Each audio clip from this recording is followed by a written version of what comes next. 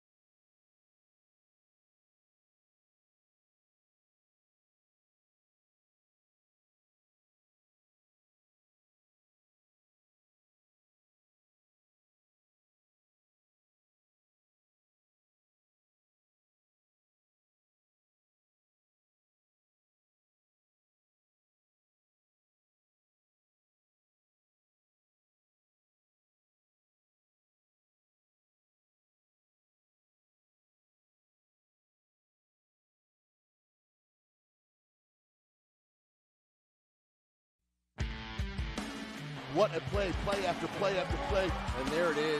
And she is taking over. Love that. He's got a lot of room to run. The greatest conference in the country is showing out tonight, gentlemen. Wow. Home run. That's number one on SportsCenter right there. Daquan Davis into the paint, and he puts it in for a 2-point lead. Your WCAC champions.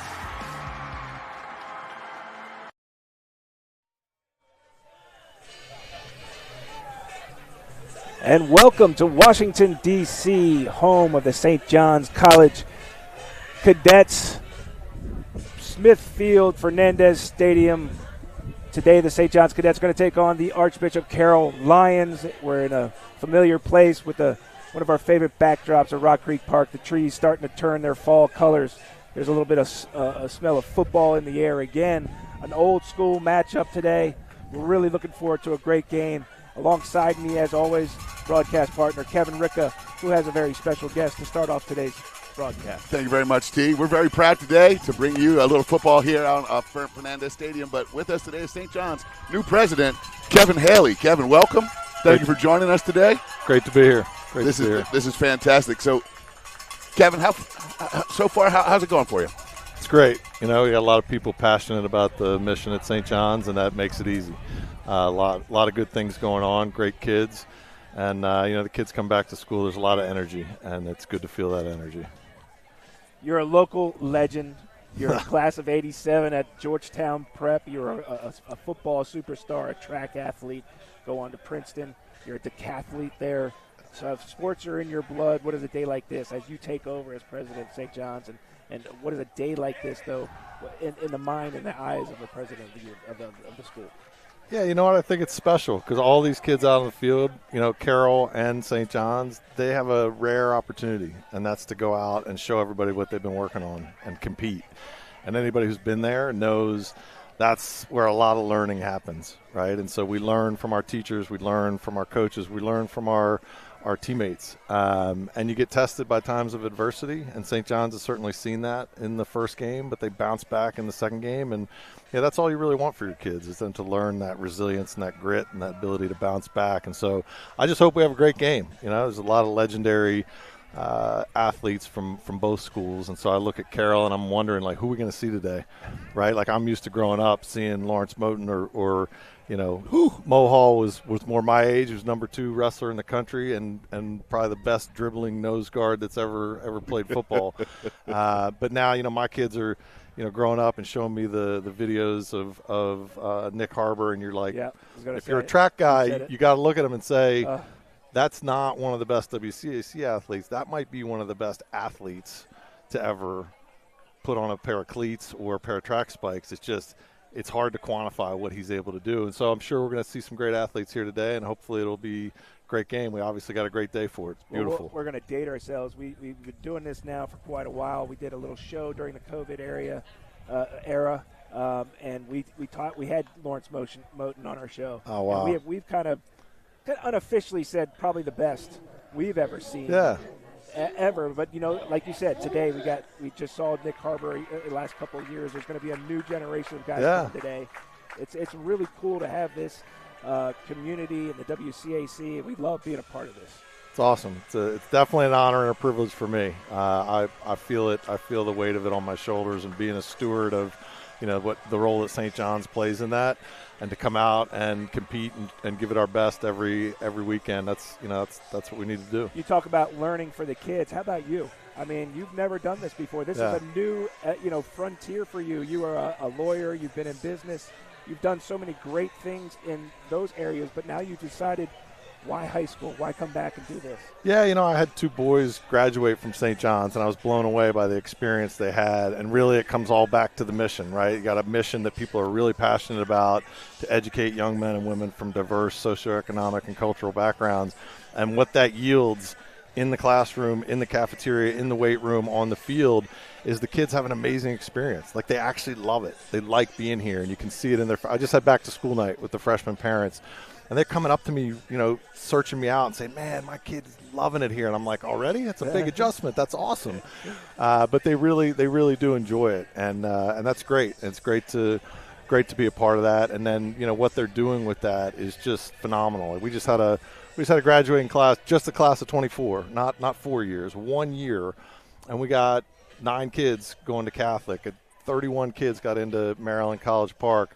But, 6 kids at BC. We got 3 kids at Notre Dame, 3 kids at Georgetown, 3 kids at all these schools where you're like, it's impressive. And then you got kids going to MIT and 2 at Harvard, 3 at Penn, 8 kids in the Ivy Leagues. And then the one that I'm the most proud of, we got 3 kids going to West Point, 3 kids going to the Naval Academy from one class. I don't think there's a school in the country that can say that. That's amazing. And the next round's coming, right? We got Anthony Mancinelli committed to the Naval Academy for next year. We got another kid who's committed the year after that, and one of our girls just committed to go to Yale. So we're doing great things for the kids. To me, it's just an honor and a privilege to serve them and give them the opportunity to have the experience that my boys had. As a student athlete that did it at a high level yourself, you're now the president of this place, and I want to know, what are your expectations? I'm a father of a freshman here. What are your expectations for the student athletes here? No, but I know this is important. And by the way, all parents, listen to this answer here. Yeah, no, look, my expectation is, as I've told the kids, is that they know that I'm going to be their biggest fan, right? And that's the good news. The bad news is I'm going to be their biggest fan, right? Because I'm going to expect them to hold themselves to a higher standard. Like, I tell them, don't walk past a piece of trash, pick it up. And what that means is, obviously, show up every day for class, do your homework, respect your teachers. And they know that that's part of the deal. And I love hearing from teachers that my boys played for West Speaks, and I love hearing from the teachers, if I ever have trouble with a kid, I just say, do I have to talk to Coach West about this? Mm-hmm. And they're like, no, ma'am, done, fixed, over.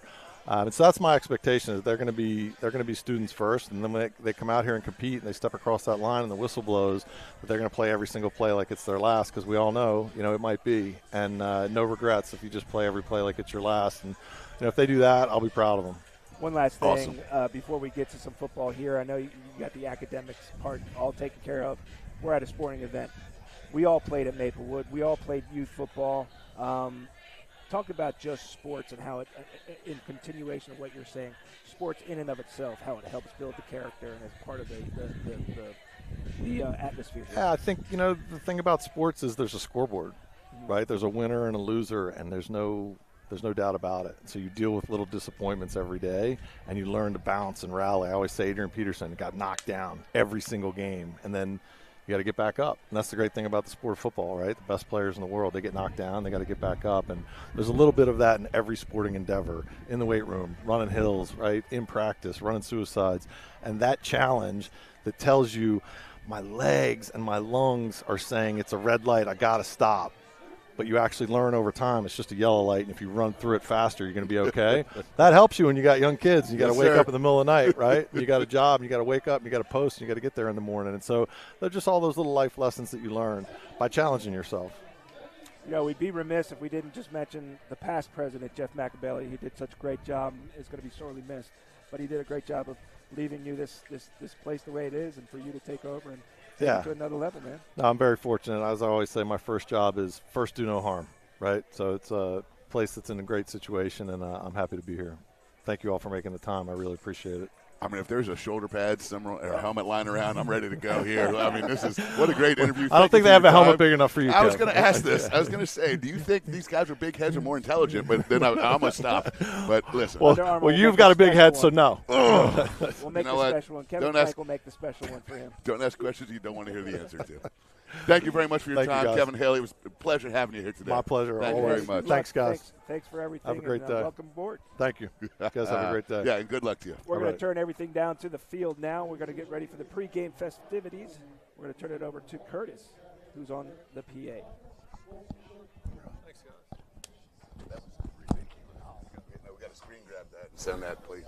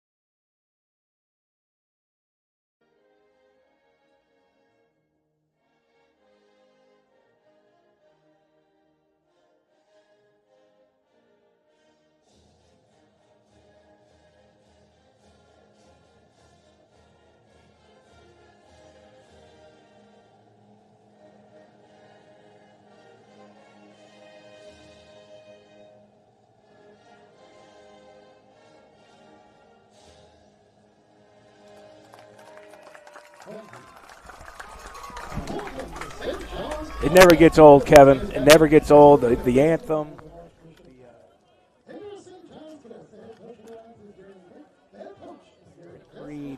As former players ourselves, whenever that moment when the anthem gets played, you kind of transform yourself into this other person, and that's what these young guys are getting ready to do in a heck of a matchup. Yes, someone else definitely hops into the driver's seat, and after that interview with President Kevin Haley, I'm ready to get down there. I've got half a play left in me. He's fired up, man. Play. I mean, he's such an impressive man. We didn't have enough time to even run through his resume. It would probably last further than the game. But they're so lucky to have him. He seems to be so lucky to be here, humble, but yet a man who is so successful in everything he's done. He's going to apply it here, and he's going to make all these young men and women successful in their own right. If anyone paid any attention to that interview, it's clear that the St. John's Cadets community is in tremendous good hands. This is a very impressive human being, and I know as a parent here that was thrilling. I can't wait to go watch it again. We'll do that later at your house. Right now, we got a ball game right in front of us, and we're about to have some fun. We do, and it looks like it is going to be the St. John's Cadets on offense to start it off. Carroll is going to kick it off.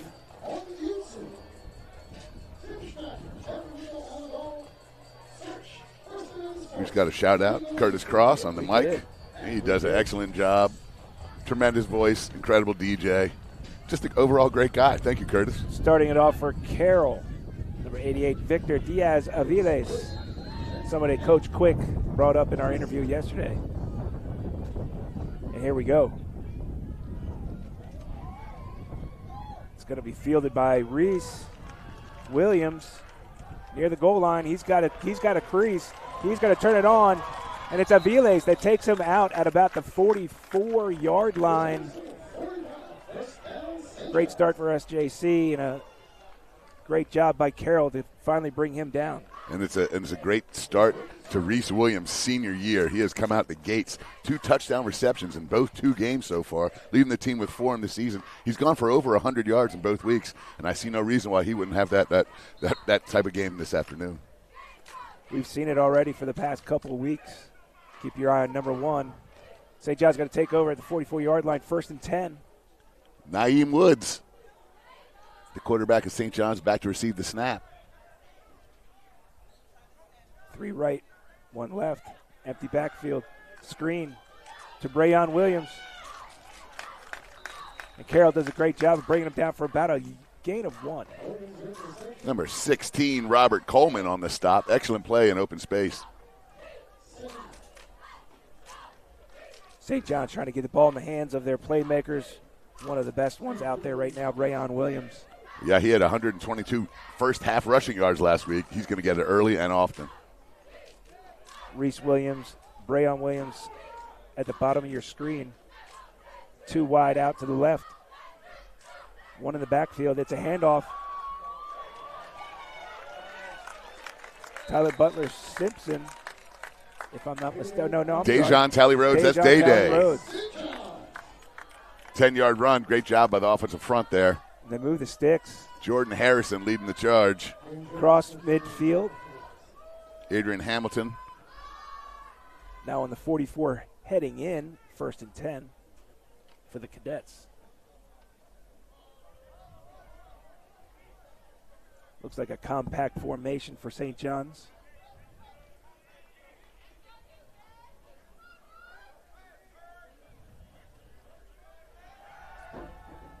Naeem Woods on the run. He's still got his head downfield, but he takes off and picks up about 4 yards on the play and gets out of bounds. Calm, smooth, under control. He didn't force anything downfield. He had his eyes downfield the whole time.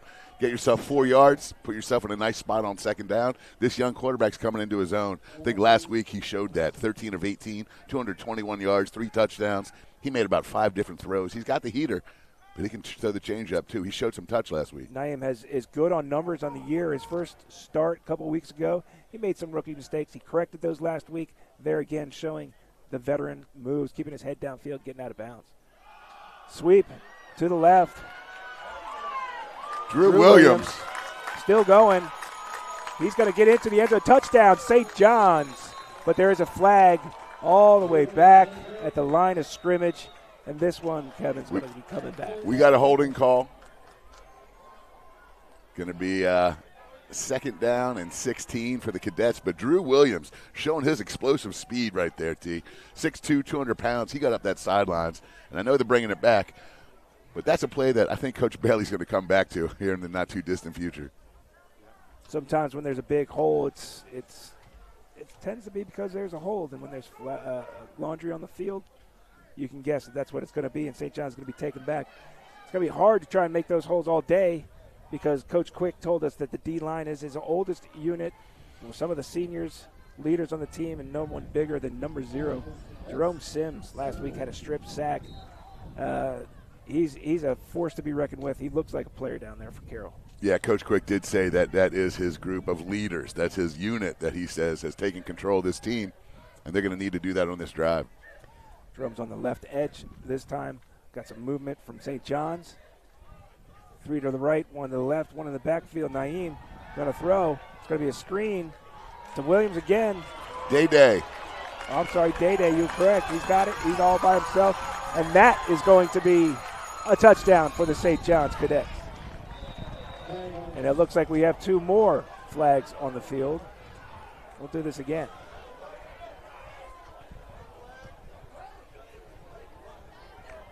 Naeem Woods did a fantastic job there buying time. Against St. John's, this is going to be coming back.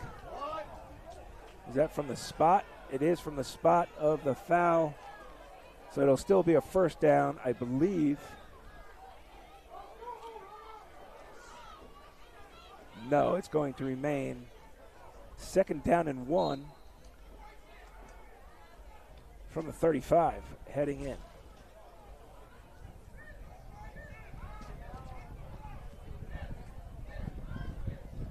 St. John's getting bit by the laundry bug here early in this one.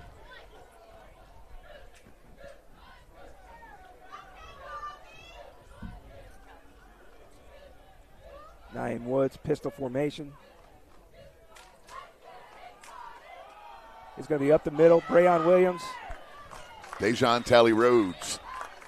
Number 9, Day gets the first down for the Cadets. I can't tell the difference between 9 or 0. It looked like a 0 to me. It was 0. It was 0. I shouldn't rely on your eyes. I know that for sure.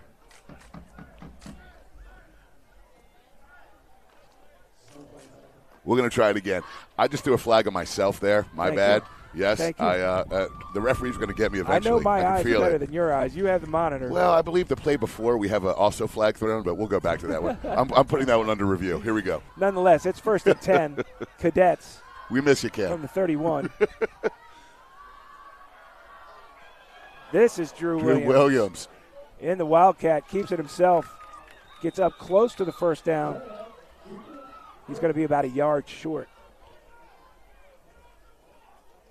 Great read there, Drew Williams. And then Jordan Harrison. I mean, that's a whole lot of athlete out there leading the charge. Kevin Haley did say, play to the whistle, and that young man certainly listened. He goes hard. This offensive line today, without senior center Bobby Luongo, he'll be back, but just dealing with a little ankle issue. But they're going to be keep an eye on the center today. You're going to make sure that. Second and 1, flanked by 2. It's Brayon Williams again up the middle. He gets the first down and a few more inside the 15-yard line, the red zone. St. John's is knocking on the door. They're doing just about anything they want to right now on the opening drive, Kevin. Lots of times first drives are scripted. These guys look like they know what they're doing. They've been on point except for the couple of flags that have prevented some 2 touchdowns. Kenneth McManus, number 56, leading the charge there. There's some athletic guys. He's heading. He's one of the guys that you want heading up your entire offense anytime you get. But watch them today. Keep an eye on that push for the offensive line. Mac, they call him. Sometimes they take him off the line, put him in the backfield as a lead blocker. He's a very versatile lineman. Woods out to Reese Williams. Reese puts on the Jets, gets it down close again to another first down. Within the 5-yard line, maybe just short. We'll see where they spot the ball. It's the little things that you love. Naeem Woods catching the snap, perfect fundamentals, step and throw. Looks like we got illegal motion on the Another Cadets flag here. or illegal formation. Well, Naeem did a great job stepping stone, putting that ball right on the money. And when you got a guy like Reese Williams on the money, that's going to be a big yard gainer. That's a third penalty on the Cadets this opening drive that has negated 3 very good plays, 2 of which were touchdowns. And they're backed up to the 20-yard line again. It's first and about 15. Another tight formation. Woods in the shotgun. Carroll not showing pressure at this time. Williams in motion to the left. Woods in the pocket, throws in the middle. He's got Nate Hardrick down to the 1-yard line. Great catch and turn up field. The junior Nate Hildreth, excellent job settling down. Naeem does a great job finding the open receiver. That's how you run offense right there. First and goal from the 3. Nate doing a good job sitting in that zone, creating a good target for Woods. Moving the chains, it's first and goal from the 3. You got freshman number 50, Will Crawford, in the game today, and this offensive line has been fantastic. Naeem Woods sitting in the pocket right there, had all day to find Nate Hildreth. Something tells me number 0 is probably most likely to get this. And he does. Brand Williams. What a cut. Punches it in. Touchdown, St. John's. I do not think there's any laundry on this one, and this one's going to stay. What an incredible drive by the St. John's offensive line. Look at the blocking right there, the vision. Rayon knows how. He has a nose for the end zone. He's going to be in it a whole lot this year.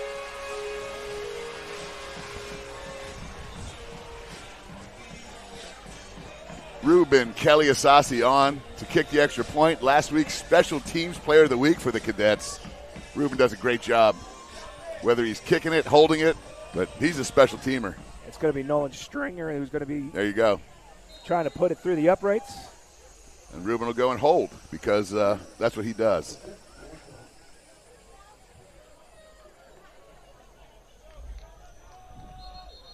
We've got whistles.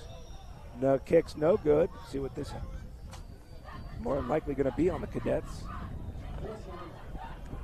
Good to see Nolan Stringer back healthy, kicking for the Cadets. You Cadet fans, remember he kicked the game winner at Gonzaga last year, and I don't think they'll forget anytime soon. But good to see Nolan back healthy. We just have another do-over, Kevin. I'm not sure what happened there. There was no flag. There was no signal. Bad snap, and he gets it down. Because it was a great hold. That was an All-American hold right there. That's why that young man is so versatile. Incredibly smart young man also. He won the business competition last year. Pre-packaging food, getting fellow cadets involved for kids and student athletes that show up that are here all day long. They get to school around 7 o'clock in the morning. After practice at 7, these people have the ability to eat a healthy meal, pre-packaged by Ruben, his business concept, involving people to come and work for him. You can get your community service hours, tax-free dollars. This is a smart guy. I want to be friends with him. We would have a better time in a more efficient way of explaining what he doesn't do, yes, as opposed to what he does do. Yes, on and off the field. It's excellent. Way to spotlight what these young men are doing, especially ones that are doing incredible things like that. Just incredibly smart and driven, and he has the platform here at St. John's to create it, and he's done fantastic. What a great, nice young man. 6:44 left to go in the first period. St. John's kicking off. It's 7-0 over the Archbishop Carroll Lions, who's going to take it near their own goal line and gets it down to about the 23. I didn't get the number. It was 22. Jemai Richard. Well, I know this. T.K. Davis, number 2 for the Carroll Lions, has a 90-yard touchdown on a kickoff return in week 1 and an 85-yarder last week. So he goes for 1 a game so far this season, and I don't think they'll be kicking it to him all that often. I'm pretty sure Pat Ward and everybody else saw that on film and said, let's not kick it to number 2, but keep your eye on number 2 throughout the day. He's in the backfield right now, and at the helm, Avery Glass, transfer from Archbishop Spalding, sophomore, in his second start, I believe. Third start of the season. Third start of the season. And they're going to hand it off to TK. And he gets maybe 2 or 3. And just say the name. We're going to say it all day long. Tariq Boney. Tariq Boney he has been lights out this season. Last week, multiple sacks and tackles for losses. He was just a wrecking ball in the backfield against the team that came from Buffalo. Lewis Bennett, and he's not going to stop today either. He's going to be everywhere. He's impressive every time he steps on the field, and he is going to be wreaking havoc in that Carroll backfield all day. Avery Glass, got to keep an eye on him. He's on his right. Second and about 8. Glass hands off again, and he sees a stone wall. That was stood up by Will Polk. Is that Will Polk that did a great job of stuffing that line and hold them up right here? That is filling a hole, if not no. Yes, that was Will Polk. He's got a lot of similarities to St. John's linebacker that's playing for Cincinnati right now, Monte Whedon. They call him Baby Monte, and you see why. He brings the pop. Will Polk, the guy that Coach Mike Ward highlighted this week about the level that he's been playing at recently, and he's showing right now. You couldn't show a better technique, but also TK taking it on and creating a third and about a long 6, maybe 7. Avery Glass again in the shotgun, 3 wide to the right, 1 to the left. TK Davis flanked to his left. We have another whistle. Delay of game. That was quick. That seemed like a quick whistle, but it is a delay of game against the Lions. Going to back them up 5 more yards, make this a little bit more difficult. 3rd and 12. The good news, T, is the play clock is on the field this week, so there's no communication between the official. Yep, we got them both down here. Also, the good news for TK Davis, Syracuse, Virginia Tech, Pittsburgh, UConn, Kent State, Toledo. He's got some options. They know what they see. And yeah, he had 4 touchdowns last week. He's 4 touchdowns last week, 5 on the season, 2 of which are kickoff returns. That's a pretty good couple of games to start off the season. Yes, sir. 3rd and 12. Glass in the shotgun. Almost. They did get St. John's to cross the line. It is going to be coming back 5 more yards. Like it never happened. 3rd and 7 again. We might get a playoff here soon.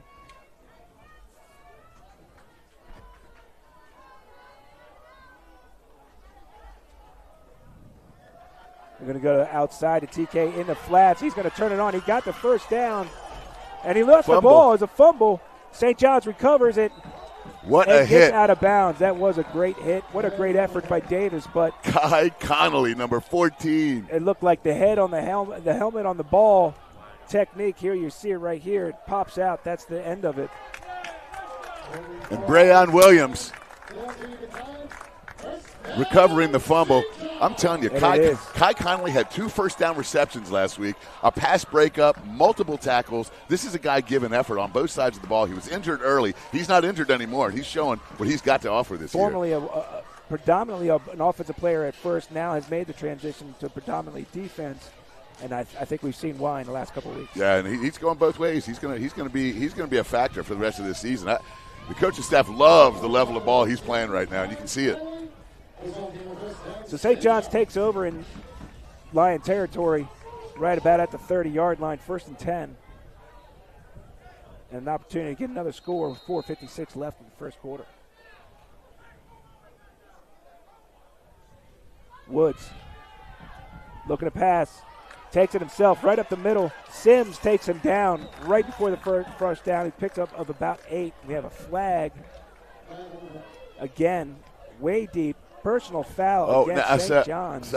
Right now, I'm just going to say the way that penalty was called was a bit disturbing. There was a lot of effort and aggression and anger, to be honest. It was as if the personal foul was committed on the official himself. Referee felt there was maybe a little extra. It looked like WWF when he signaled that over here. That was a bit extreme. He might need to put some ice on that arm. That was aggressive. St. John's 1st and 25. No, he was displeased. As Kevin says, 1st and 25. from the 45. Again, Woods in the shotgun. It's going to be a toss sweep to Sims. Drew Williams.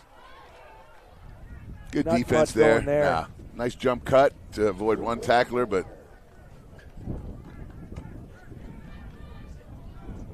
St. John's obviously has a huge advantage. Offensive line. nice tackle now, over there. Jerome Sims is all over the field, He's sideline all to over. sideline. He's made the last 2 tackles. He is a good player. Looks every bit of the part. 6'3", 225 pounds.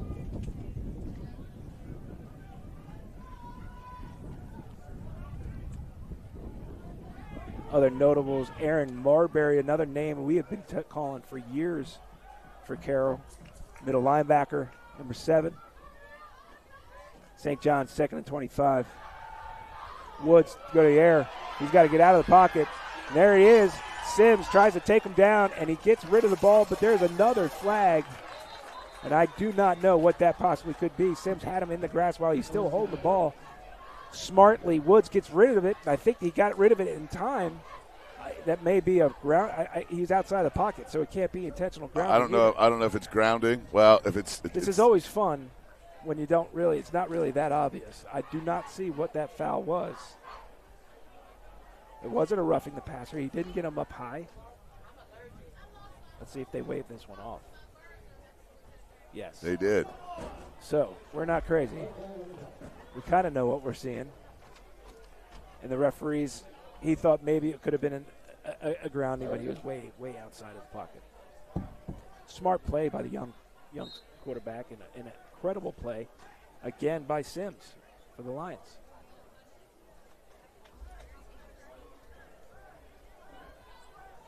Not many calls on the play sheet, T, for 3rd and 25. And they're gonna sit there and talk about it. It's But maybe get about 10 yards back here and go for it. This could be a 2-down no doubt situation. I mean, St. John's has obviously shown they can move the ball. You don't have to get it all at once. You can throw it underneath and give yourself just a better opportunity. I'm not sure what Stringer's range is either. You might want to try to get in at least within a field goal try. But we're taking a moment to let them talk about it. This is a matchup, Kevin, you're no stranger to. Back in the 90s, this was 2 heavyweights back in the day. No doubt about it. Driving over to Harewood Road and vice versa was always a clash. The green and gold, remember the spray-painted high-top cleats, gold? That's right. I mean, it was such a great look. What a classic throwback look, the Carroll spray-painted gold cleats. You knew you were in for a ball game, and you knew you weren't getting out of bed till Monday if you played on Saturday, because that was as physical as it got at any level, and including DeMatha in that as well. It hasn't been as close in matchup in the last couple of decades, but no, Darian Quick over there doing everything he can to restore that roar over there, and this is going to be a great test for his club today to see how they match up against St. John's Cadets. And the right man for the job. He's earned his way. He started as the huddle coordinator. He's worked his way up from the bottom, and it's awesome to see him thriving down on Harewood Road. 3rd and 25, St. John's. Seeing what they can do here. They go to – no, and it's a screen to Reese Williams. Reese making some moves and gets some good yardage, but not enough. Still going to be about 13 yards shy of a first down. It's at about the 32. And we'll see what Pat Ward decides to do. Oh, they're going for it. There's no doubt about back it. That up actually a little bit. It's going to be at the 34. It'd be a 51-yarder, go and I know they're not punting. So yep. We're going to get to see Naeem Woods try and make a play here. First chance for Carroll to get St. John's off the field on downs. Let's see if they dial up any pressure, or so far it seems like they've been playing back.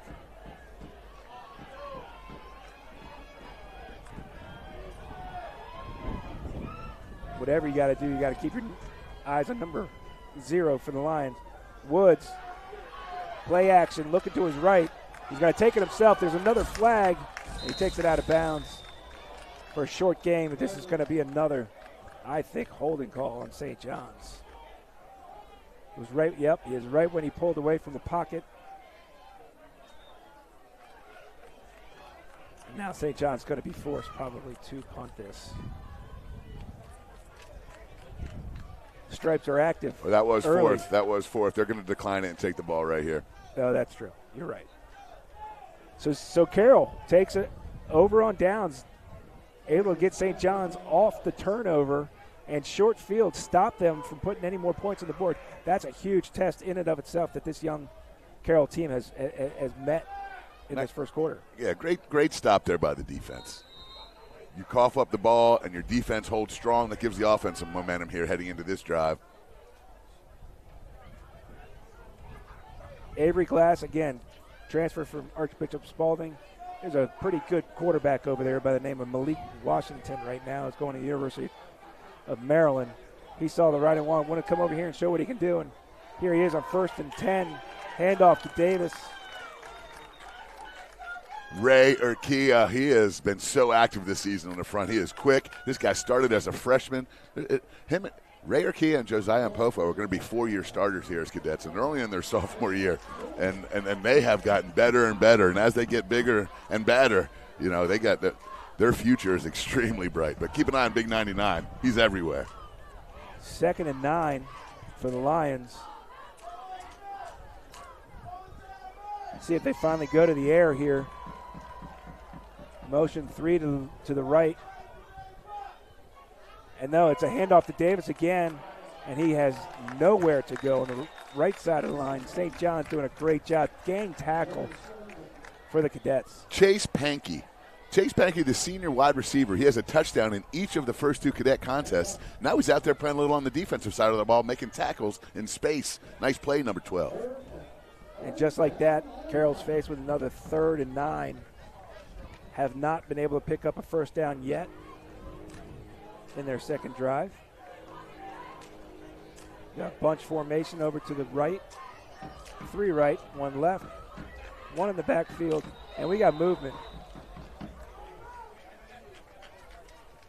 That's going to push him back. That one hurts. Unfortunately for Patrick Vangura, a name that I think we have also called in years past. When you're that big, they're going to notice 6'2", 290. And here's the first test. Make it a little bit more difficult. The first test for the St. John's secondary today. Secondary led by Tariq Hayer. Tariq Hayer's heading to Rutgers. The first gentleman I saw in the parking lot today, head coach Greg Schiano from the Rutgers Coach football Schiano's program. In the house today. Yeah, I think number 2 is going to be playing with an extra little pop in his step. He's special. 3rd and 14. Glass in the pocket, steps up, lets it go. Briefly had a man, Darnell Williams. He tried to drop it in. Heck of an effort, but the ball sailed on him just a little bit. Under this duress, off his back foot, he tries to step up. Oh, he stepped up and he took a shot. That was. But you know what? He did the right thing. He stepped up in the pocket and he popped right up afterwards. That's some toughness right there. Yes, sir. I don't know if all his team saw it, but he's definitely going to get the respect on Monday. No doubt about it. You and I felt it a little bit up here. Well, we've both been in that position before. Many, many times on this exact field. Ball gets off. Fair catch. Reese Williams. No, it's not a fair catch. I thought he did. 45. And great tackles by Deshaun Williams. And a little help from his friend, I think Robert Coleman, I believe. Deshaun Williams showing some speed right there. Yeah. That was quick. But St. John's takes over for the second time in Carroll territory, starting off on the 46-yard line. And it'll be 1st and 10, Cadets. This Carroll team holding strong, now even put in 2 bad defensive positions, short fields. They were able to get them off last time. See, I'll bet you $1 there's a penalty flag down here. That might be a good bet. All right. I don't know if I don't know. I'd be dumb to take it. I need some odds. Williams again on the outside. Another little quick screen. Pickup of, I'd say, about 6.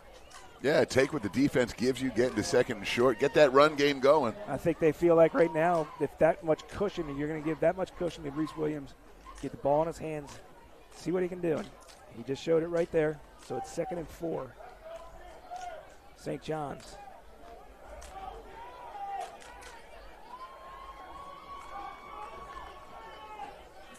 Woods, handoff to Breon Williams. He's up the middle, shakes a couple tackles. How about 2 more?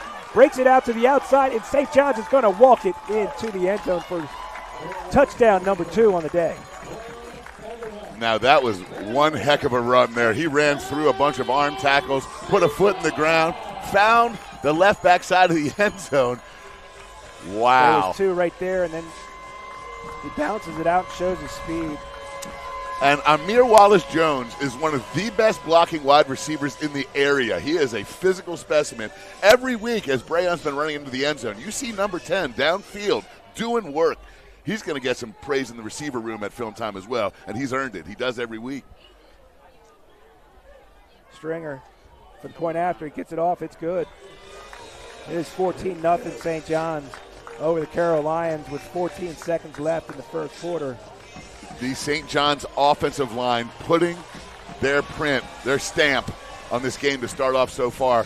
And when you have a guy like that has vision like that and is so hard to tackle, I say he's like trying to tackle a pinball. And when he has that vision to get outside and the speed against Carroll's very fast defense to make the house call, that's why you block that extra second. To counteract the speed of the Carroll defense, they're going to take it right up the middle. They found a lot of success so far with Breon Williams, especially taking it up the middle there.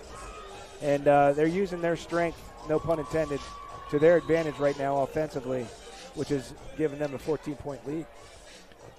And while we're here, we'd like to wish our great friend, the great man in Ken Marangolo's life, Tom Marangolo, a happy birthday. Ken is not here with us, celebrating with his father in Louisville, Kentucky. We miss you. It doesn't feel the same, but hey, we're still out here having a great time, Ken, and hope you are too. He's playing golf. He's going on a bourbon tour. I mean, I don't feel bad.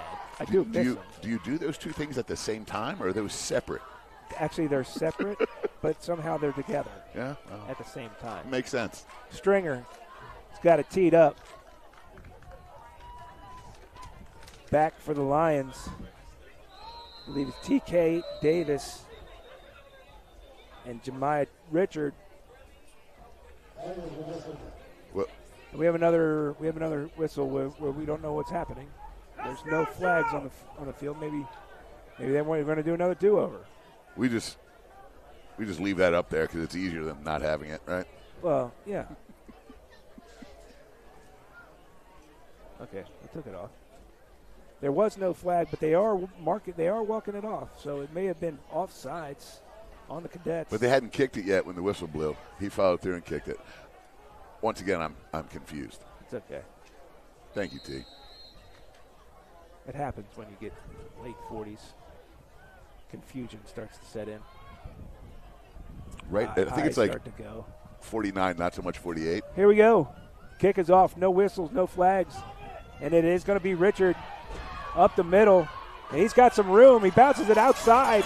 It's going to be a foot race. Is this going to be the third touchdown? He did it again.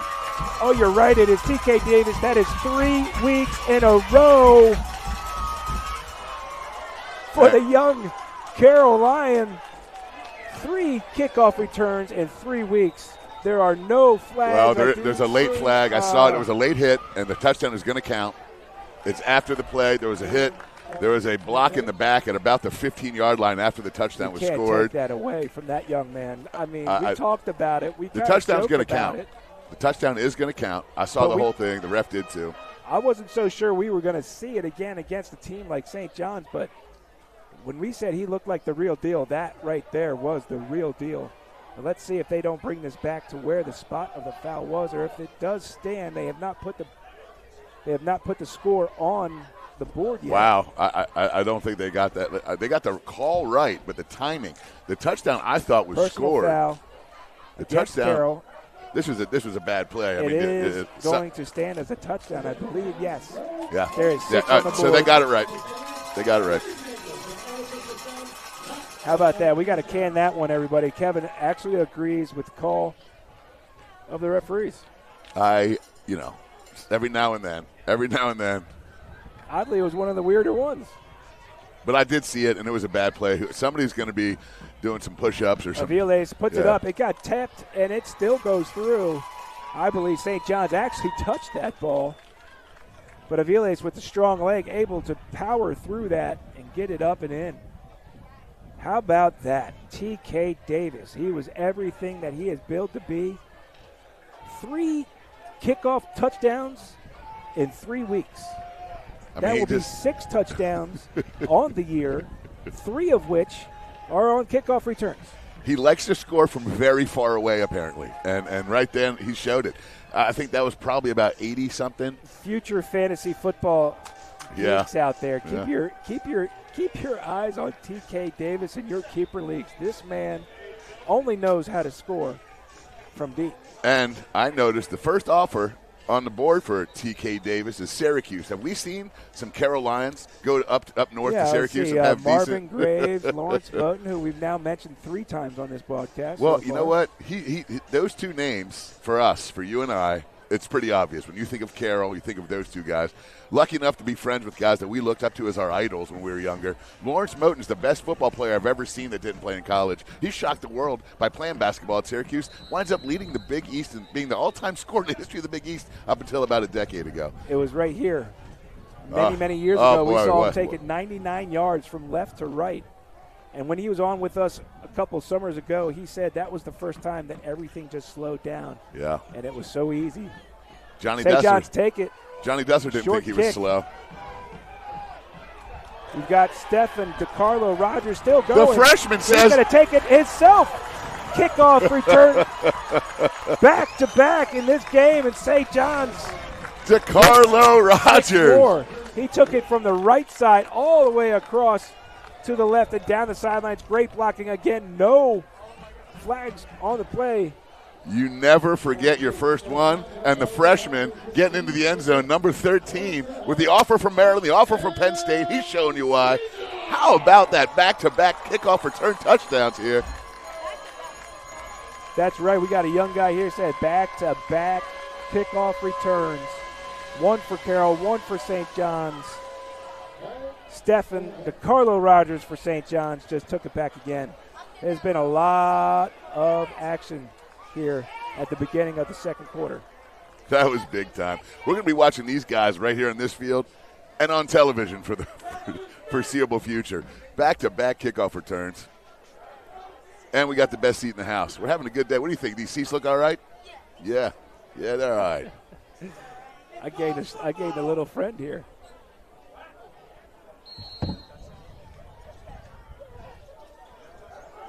What is happening? What just happened?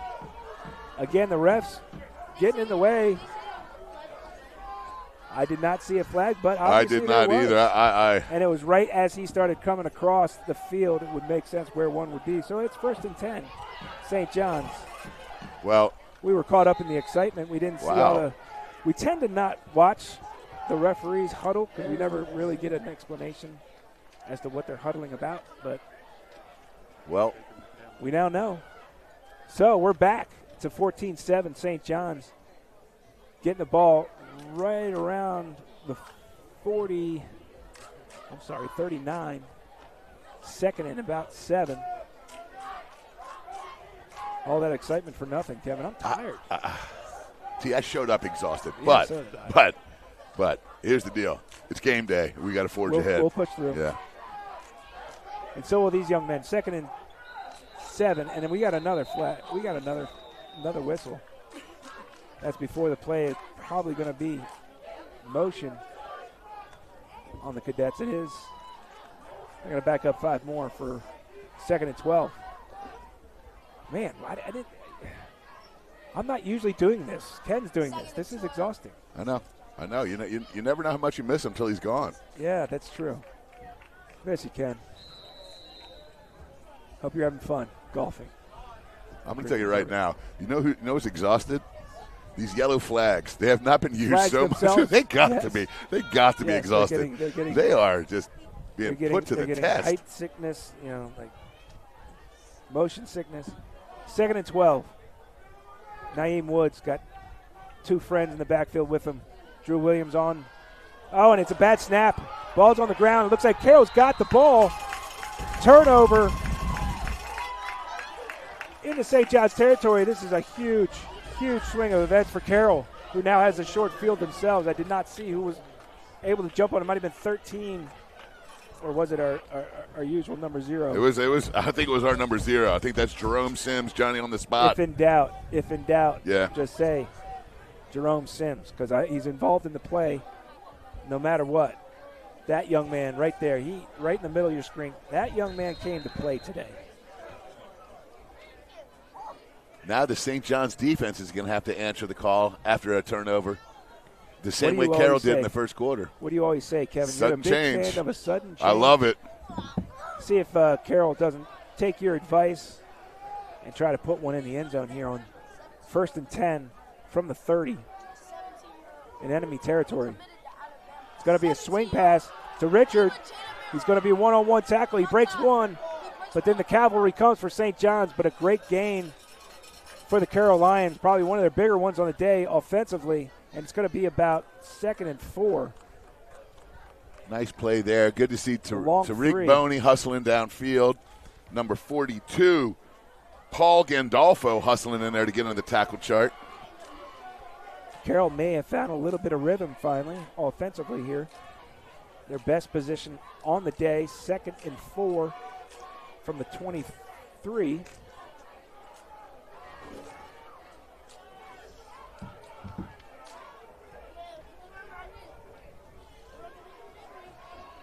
Glass off the shoulder pads of Richard. Almost. I mean, that was so close.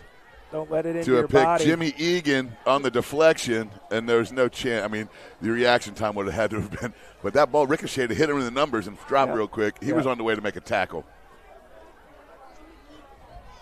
So it's going to bring up 3rd and 4 for the Lions.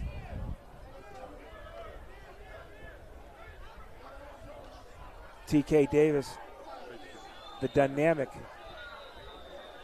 playmaker for the Lions in the backfield, along with Richard, and there's going to be a timeout, St. John's. St. John's timeout. All right, Kevin, what are you thinking if you're Carroll?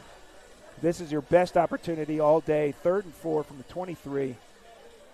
We're moving the chains here. I'm handing the ball to number 2 twice in a row, T, and that's what I'm doing on this possession right here. We saw what he could do in the kickoff return. We all know what the thing is. Everyone else knows it too. Still got to stop it. Maybe keep an eye also on a running back screen or a flare. Try to get the ball to him in space where he can make some moves. But I think you're right, Kevin. The best bet is probably the most dynamic football player on the field right now, TK Davis. This guy has just been amazing this early in the year. Yeah, what a stud. This has been fun to watch. You got to get him the ball twice. St. John's, Coach Ward loves bringing the heat, and he has been, and causing a ruckus in the backfield. There's not a lot of time to get rid of it. You don't want any negative plays on 3rd down because you are absolutely in 2-down territory. They are driving into the wind. That's kind of settled down a little bit, if that's a factor at all. But you got to believe this is 2-down territory for the Lions if they don't get it on 3rd. Although Coach Quick was quick to point out how impressed he is with Mr. Diaz Aviles, I should say, Victor Diaz Aviles.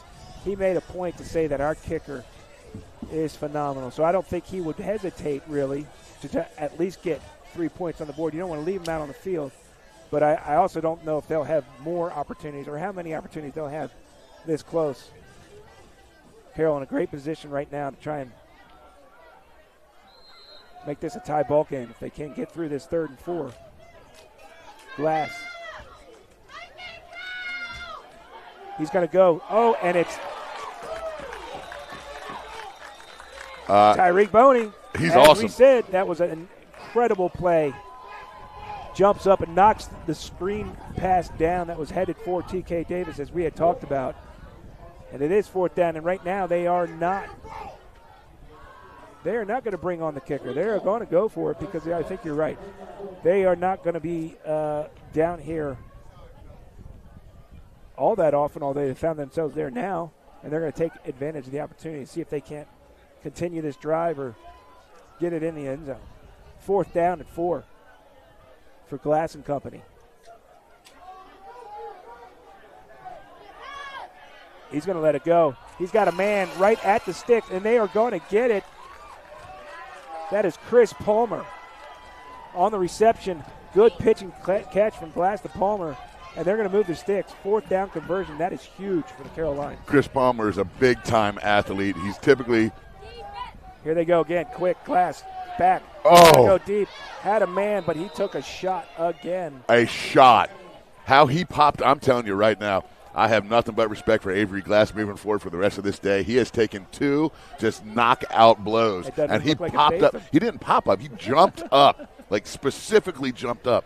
That's a dude right there. I want to be in the huddle with that guy. Coach Quick, very, very impressed with the transfer who's come in here, taking on a leadership role, even though he's just showed up. And he's showing it right there. Again, he's going to gain a lot of respect for that. 2nd and 10 from the 19. He lets it go again, and it's going to be picked off. Tariq Hayer. He had to get one today to show his future, Coach. You can see it in warm-ups. He was ready to go today. And that, I think, was really just a bad communication. I didn't see it. He was wide open, but the ball just gets past DeQuarn Tibbs. And unfortunately, a very promising drive ends for the Carroll Lions on an interception. St. John's taking over 1st and 10 on the 14-yard line. Man, we thought we were just going to see this game possibly get tied up.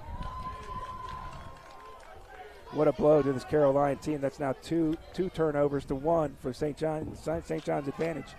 Woods on the run. That was – it's a ball is loose. They pick it up, and they're going to get a – is that a touchdown? I think it's an incomplete pass, but there's also a flag on the ground, which – I was looking down to call Amari James's name, who was in hot pursuit off the right edge. Naeem Woods was scrambling. At the last second, he gets tackled. I'm not sure if his knee was down. He tried to throw it forward. I'm not sure what the flag is right there. The ball was kicked into the end zone. There's a whole lot of stuff happening. Is it usually this confusing when Ken's doing it? Yes. Okay. I just wanted to make sure. So they're saying it was a forward pass the whole time, so I just wanted to see. This is he's the nice guy. He sits right between us usually underneath this tent. Oh, yeah, in Kentucky. He brings all the cool stuff. Intentional grounding is the call. He seemed to be pretty far outside the pocket, but that's the signal we've gotten so far. He was getting tackled. Intentional grounding is interesting. But whatever, if that is the cause, it's not a fumble. It's not.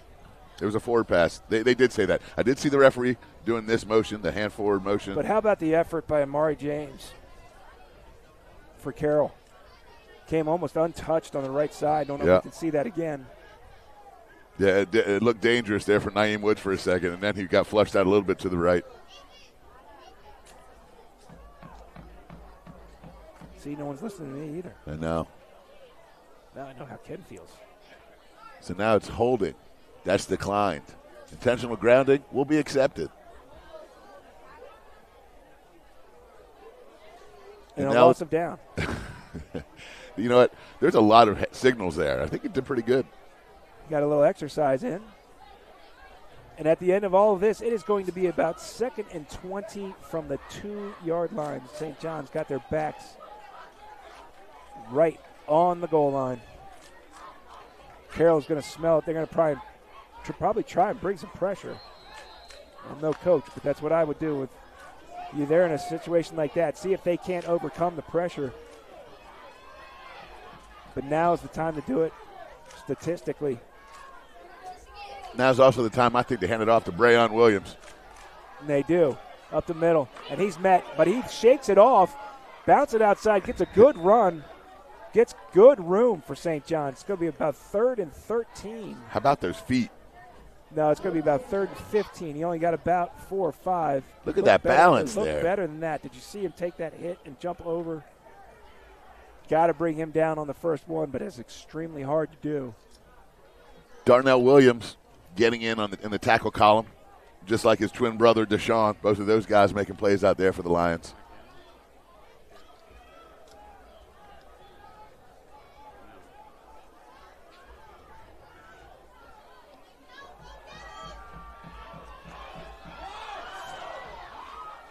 Naeem Woods takes it himself, and he gets blasted. He did a little of the blasting as well. Well, he did. It was a nice collision. Put his head in there. Here he is. Great run up the middle, and boom. That was Robert Smith Jr., who introduced himself to Mr. Woods, and it's going to be 4th down and 6, and the punting unit is coming on for St. John's. Back to punt, Chase Pankey, who we saw punt in the first week. Saw him kick some extra points as well. He's doing all of it, playing a little D, catching touchdowns.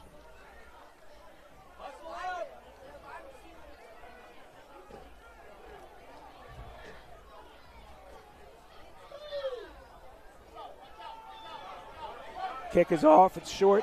Oh, Carroll tried to catch it, and it's a live ball. I don't think know he why got he it tried back. to catch it. Hopefully he got it back for that young man's sake. Looks like Chris Palmer fell on it there. You got to tell him, get away, get away, get away. But he turned and saw it was going to hit him. Chris so Palmer. He tried to catch it. What an unfortunate turn of events. Or maybe not Chris Palmer. Another turn of events for Carroll. Right when they thought they were going to get another good field position, a special teams mishap. And I don't really blame the young man. He didn't know where the ball was. He looked up. It was literally going to fall in his lap. He tried to catch it, and he just wasn't able to hold on. And that is very unfortunate. Yeah, that was a dagger. Lions. After the interception to come back here, have an offensive turnover, and then have a turnover on specials. That's a tough one there. Chase Pankey hit that punt. He didn't hit it very far, but he hit it a mile high in the sky. And it looks like it got lost a little bit, like a fly ball in center field. So it's 1st and 10 for the Cadets. About the 43-yard line. Woods, play action in the pocket. He's going to go deep. He's got Reese Williams, and it is connected. Touchdown, St. John's. Once again, we saw the same play last week. Woods to Reese Williams. That was what a ball. 56-yard TD toss. We talk about TK Davis, house calling kickoff returns every week. All Reese Williams has done in the first 2 games is have 2 touchdown receptions and go for over 100 yards. Well on his way to both those milestones today. Well, he said it at the beginning of the podcast. You got to keep your eye on number 1. He's going to make his plays. You talk about offense there. Offensive line perfectly sets up the pass protection. Naeem Woods steps up into a perfectly constructed pocket. You got your senior number 1 8 yards out ahead of the cornerback, and that ball was on the money, T. And change of possession, right? Sudden turnover, sudden change off a special teams turnover, and man, it happens quick. Shot. And that time it worked for St. John's. 20-7 before the point after try. Look who's holding. Rayon Williams. Another man that does just about everything. I feel like it's like 5 guys on the sidelines, and just whoever wants to go do it that time does it. Yeah. Stringer for the extra point. It's up, and it's good. 21-7. St. John's over the Carroll Lions with 7:05 left in the second period. That was such a great throw. That was such a cool play there. But starts up front, and the big boys coming to take a rest. It was well earned. 1 play, 1 score. Nice job on specials. I'm dying to find out who came up with that fumble. It looked from our angle that just Chris Palmer fell on it, and then all of a sudden, a wave of red was coming off the sideline celebrating. 1 play later, Reese Williams standing in the end zone for the 5th time this season. And if you're a Carroll fan, father, mother, brother, sister, cousin, you are just feeling terrible right now because of the opportunities that Carroll almost had to pull this game a little bit closer, to only have the 3rd turnover in the first half result in a 21-7 deficit. Man, that's tough. Well, I think that's find out where number 2 is and kick it the other way. Go play some defense. Or if you're quick, switch jerseys so they don't know which one he is. That's probably the old school. I like it. Probably illegal. At least it's not cool. It was frowned upon in the off. 90s. It is going to be TK Davis. He's going to field it. He's got a lane. Is he going to do it again? No, he's going to be met. There are flags. He's down at about the 42-yard line. A decent return. Almost again. You know, Kev, we've been watching football a long time, and every once in a while there's that one guy that kind of just, you don't know how he does it. It just, but when you can't wait until he has the ball in his hands, and what's going to happen next? And the guy that does it with that level of consistency over and over again is why he goes to college with no tuition bill. They're going to assess the penalty against Carroll, push him back a little bit. It is a gorgeous Saturday afternoon, but it is raining yellow flags in the first quarter and a half. And Toxic. Yeah, I mean. Watch out. Put some protection on. First down and 10 for the Carroll Lions. Easy. There's a 30? At the 30. There we go. I'm just getting warmed up, Kevin. You tell me when you're ready. I'm starting. I had a rough night, too. I'm starting to wake up. Avery Glass, back at quarterback. Carroll sends in motion. He's looking to throw. He steps up in the pocket. Boney again. He's there in a quick second. He's just a phenomenal football player. He's the guy I love watching every set. We get to come and watch that guy do what he does, coming off the edge. That wingspan, his motor. Yeah, when you're getting your name called that much, you know you're special. And he's proven it. Just about every down, he's in the mix. How about last week? He blows up the fullback, flat backs him, and sprints to the flat to run down the running back all by himself, tackle for a loss. It's one of the greatest plays I've seen in a couple years here at this field. 2nd and 15 for the Lions. Glass going to the air again. He's going to go out to the outside. Got a man. He puts it down. I think that ball is going to be on the ground, but let's see if they say that's another fumble. If it is. Well, there's not a lot of hustle going on officially. And they are going to say it was a fumble. Watch, he gets undercut there. He does drop the ball. What a play. Tyler Simpson. 6. Tyler Simpson. 4 turnovers in the first half. That is never a part of the recipe to success. It's heartbreaking for this Carroll Lions team. And St. John's taking advantage of just about all of them with the shortest field that they've got yet on the day. 6:06 in the second quarter. 21-7. Hold on there, T. We got it. There was an official meeting. Again, I don't pay attention to the official meetings. I never have. But it is St. John's ball. Just not a big meeting guy in general, you know? Meetings are never fun. Prefer gatherings. Gatherings are fun. Agreed. We're watching a gathering on the field right now. A fun one. One that's starting to slowly slip out of Carroll's hands with too many unfortunate turnovers. It's 1st and 10. Just outside the red zone for the Cadets. Woods, shotgun. He's going to hand it off. Dejan Talley-Rose again. Yes, sir. Nice play defensively. Robert Smith Jr. has been mixing it up physically today, in on another big hit. Carroll does a good job putting a stop to it. Second, they got about a 1 out of it, so it's 2nd and 9.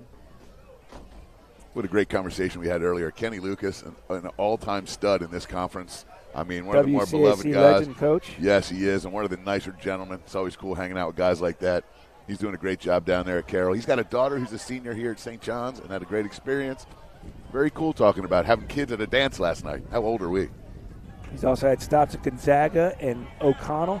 Woods up the middle, taking it himself. He's got blockers, and he goes down himself right around the 10-yard line. And that'll be a first down for St. John's. Again, a cool, calm, collective play by Woods. Smooth and easy. It's how he plays the game. And he does what quarterbacks do. He takes care of his health and gets down when he knows he doesn't need to sacrifice himself. No, sir. Coach Ward's got some guidelines for the young sophomore that says, do not get hurt. You know, I never lived down having to slide against you guys. Why do you give me so much grief? I had a broken shoulder at the time. That was not a sliding era, and you slid. I had a broken shoulder. That's adorable. It's 1st down and 10. They can't get a first down. Brayon Williams up the middle. He's going to slide right into the touchdown again. His 3rd on the day. He is so good. It's like a pinball in there. He really is. Look at this. There's a little bit of a hole. Great. You're right. Great block by Wallace Jones, and then he just walks on in. It's almost too easy. Can't keep giving short fields. You're going to find yourself down potentially 28-7 if Stringer can hit the extra point here. 4:40 left in the half.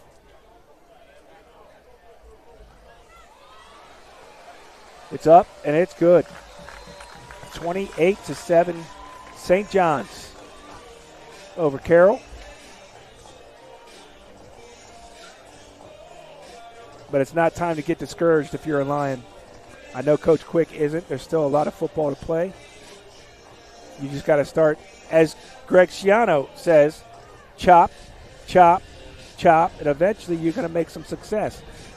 So the Lions need to take a page of Schiano's and just try to get as many victories as they can until they can see if they can climb back into this contest. They've been competing physically. And they're not going to give up. It's just – they don't do that on hardwood road. No, not 4 turnovers is a dagger. That's the problem. That's they have tough. to overcome that in the second half. Get out here, put points on the board before halftime before this thing does get out of hand. That would be a big deal for the Lions here. Whether it be a field goal, touchdown, or a kickoff return. Kickoff return will be fine too. Both fumbles were hats on a helmet. Perfect. Yeah. Perfect. Yes. Perfect tackles. Nothing you can really do about that except for just hold on a little bit tighter. Then the muffed punt by Carroll, and then the unfortunate interception that just kind of sailed past the receiver right into a St. John's gut. So yeah, you got to trim that down. It's going to be a short kick, fielded by Davis. He bumps into his own player, and then he bounces off. He gets a little bit of room, and he's finally brought down at the 35. I'm sorry, that was Richard on the return, doing his best impression of Davis. And Carroll's going to take over at the 35 with 4:34. Still got an opportunity to put some points on the board before halftime. I think that they would love a sustained drive here if they can. Eat up some time, keep their defense off the field, put some points on the board right before the halftime. Yes, and in the passing game, you're going to have to get rid of it quick. Number 7 has been a monster coming off the edge, and you got to figure out a way to get the ball to T.K. Davis and let him do his work.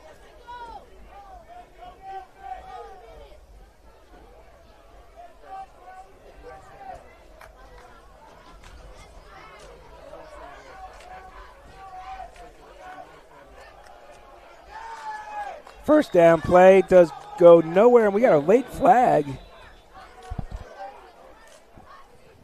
Paul Gandolfo mixing it up, the junior linebacker. Not a ton of effort coming off the sidelines there.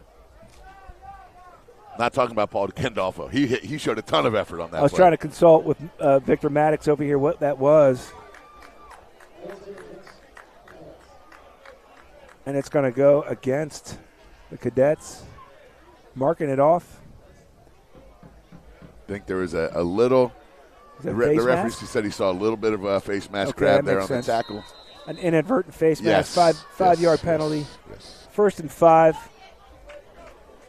from the 39 for Glass and company. He's going to throw. Quick release, and it's on the sidelines. Picked off Jimmy again Egan by St. John's. Jimmy Egan. Great hands, 23. What a great break on the ball. Great, I mean, again, an unbelievable play defensively by St. John's. That ball was in the vicinity. He had a man, but in the last second, Egan steps in and creates another short field for the Cadets. The biggest nightmare for Coach Quick and the Lions. Man, 5 turnovers in the first half. That never really bodes well. That's a great play by the seniors. Exactly where he's supposed to be, over top, making the play with his hand, getting 2 feet down, and a bit of a return. I think that's his first pick right there. Congratulations, senior.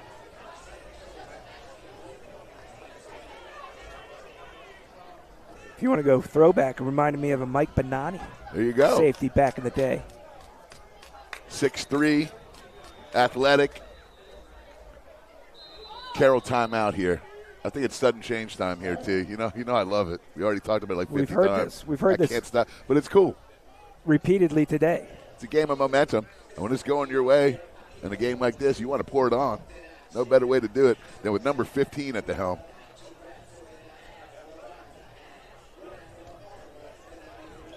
But, yeah, 5 turnovers, man. There's just – I think we all know what the halftime talk is going to be about. They're not pouring it on to be mean. They're pouring it on because at some point you do want to get some backup. So if you want to get a big enough cushion, you start getting other guys some reps against a formidable opponent like Carroll.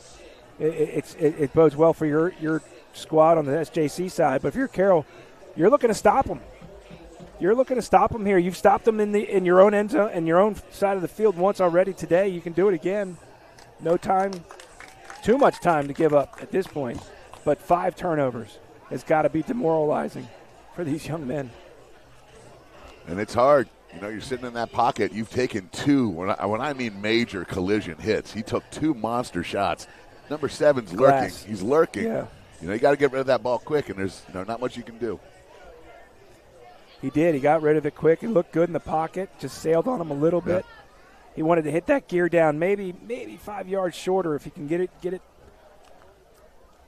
I don't know if he can get the release any faster than he did, but if he got it a little bit faster, he had a man wide open on the sidelines. I got my eyes on number 1 right here. Reese Williams out here flanked with Breon Williams. It's going to be a screen again. We'll see. Low snap, and Woods just has to jump on it. A loss of 6. St. John's with some of their own mishaps. Yeah, sometimes, listen, you got a 3-year starter center sitting out today. Yeah. You're going to have a hiccup or 2. But he's sitting out. He could go today if he really wanted to, but they have a bye week next week. They want to make sure that he's ready to go. Well, he's not 100%. When the meat comes into town, they want to preserve him, but also give some backup reps. 2nd and 15 for the Cadets. Woods takes it, gives it Breon Williams on the right side. He meets some linemen down close. Tyler Tank Wade in on the tackle, among others, for Carroll. Pickup of about 3. So it's going to be 3rd down and 12 for the Cadets. You know you're a bad guy when, in the best way possible, when your nickname is on the roster. You know what I'm saying? When they put it on the roster as Tank? Yes. Yes. You're going to show up. There he is. I'm going to say it again. Heck of a play, closing down from the end position. Woods on the snap. He's looking to throw. Looking deep for Reese Williams again. And that is a touchdown right there. They say he is not in. They say that's out. Let's look because it was very close. Did he bobble the ball? Because that could be – I thought his feet were in. Let's take a peek and let's see what position we saw this from.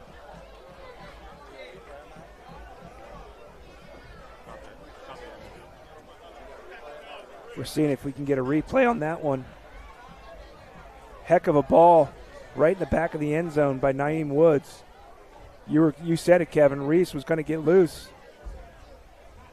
Ran out of real estate there, but I thought there was a chance he dragged the toe. I know he thinks he did. We'll see if we can dig that up for you. But nonetheless, it's 4th down, and St. John's going to go for it. 4th down and 11. Woods again got motion to the left. Woods looking to the left. He's going to keep it. He's going to go down again by Tank. Tank again on the second play of this drive and stops again. Carroll does a great job of not letting the bleeding get worse, and they get the turnover on downs. Great effort by number 17. Tank, not the relentless pursuit. That would 4th down stop. He's got his boys fired up on the sidelines. That's what they needed. Math is not my forte. You know that. But that is, by my count, 7 turnovers total. If you count the turnover on downs, 7 turnovers between 2 teams in the first half. A lot of action. 2:34. Plenty of time to try and get a ball in the end zone, or at least give Carroll an opportunity to put points on the board with a field goal. It is imperative they take care of the ball, though, Kevin. Absolutely. And I got to get that ball right to number 2 quickly. Avery Glass, Carroll going to the air again. He's got a man, but he throws it too far. And there is a flag. They're going to call defensive interference. That ball was way, way, way over the receiver's head, but oh boy, in high school, I don't think that necessarily matters. They've called it.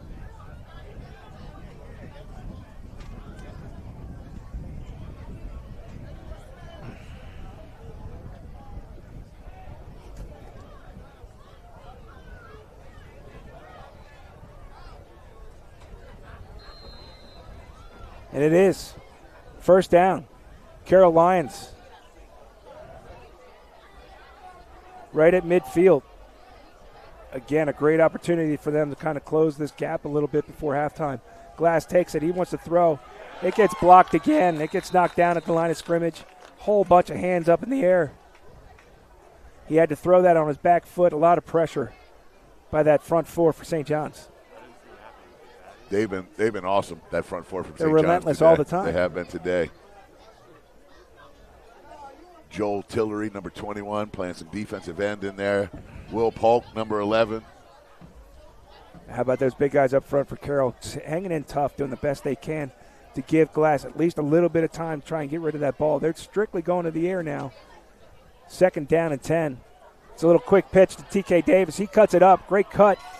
And he gets about 4 or 5. I'd say 5.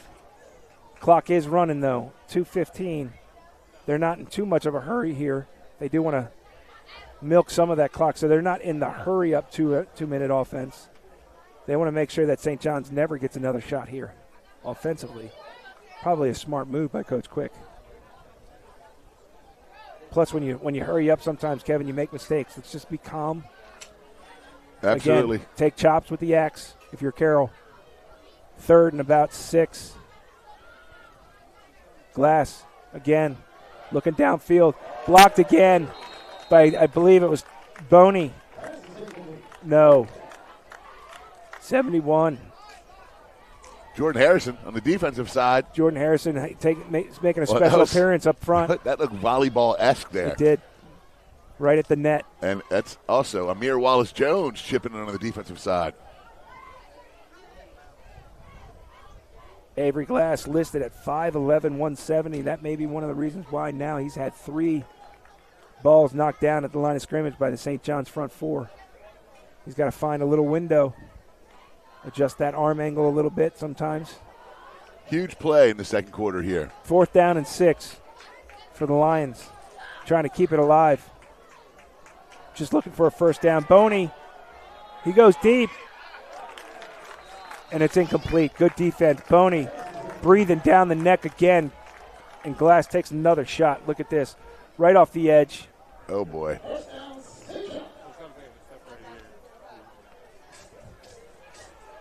In a minute 37, St. John's actually still has a lot of time left, which we were saying that's why the Carroll was not really necessarily hurrying up. They wanted to eat up as much of that time and hopefully get some points. Yep. But when you're throwing the ball every down because you have to, since you're behind, incomplete passes stop the clock, and it leaves a lot more on the field for St. John's. And this defensive line is dictating how this offense is working right now. So Naeem Woods and company takes over at the 45, just before midfield, 1st and 10. And they're going to go with the John again up the middle, about 9 yards. Then haven't quite moved the chains. It's going to be 2nd and 1. St. John's going with a hurry up. Something tells me number 9 is going to get it again. No, he's not. Naeem's going to go to the air. Hildreth. Nate Hildreth. And that's a nice pitch and catch to move the chains and stop the clock at 122. It's a great route, run perfectly crisp, and that ball is put exactly where it is. What do I know? That's great design. What do I know about 2nd and 1 on a hurry-up offense?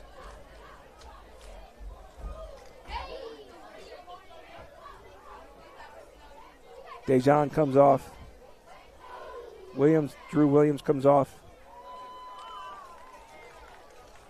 Ball at the 40, going in. 1st and 10, St. John's. Naeem Wood doing a great job in this first half. Looking to go downfield. He's got to get out of the pocket. Great effort but he's going deep. He's got a man. And a good close by Darnell Williams. Great it was play Amir all Wallace the way around. Jones that was wide open in the end zone. But Williams for Carroll is able to make up the difference and block it up. You don't have to turn your head in high school. No, you don't. Heck of a play by everybody all around the board. Yeah, Woods getting out. It was Robert Smith Jr. who was breathing down the neck off the edge. He's been playing ball today, Robert Smith Jr. 2nd and 10 for the Cadets. This is a scrappy Lions team. Never giving up. Woods looking downfield again. He's going over the middle to Hildreth, and that's a fumble. Carroll's going to recover. Are they going to say that that's incomplete, or did he actually took a step? Let's look here. Let's take a peek. He catches it, takes at least maybe one step. They're going to let it stand. That is a fumble. That is the 8th turnover of the first half between these two squads.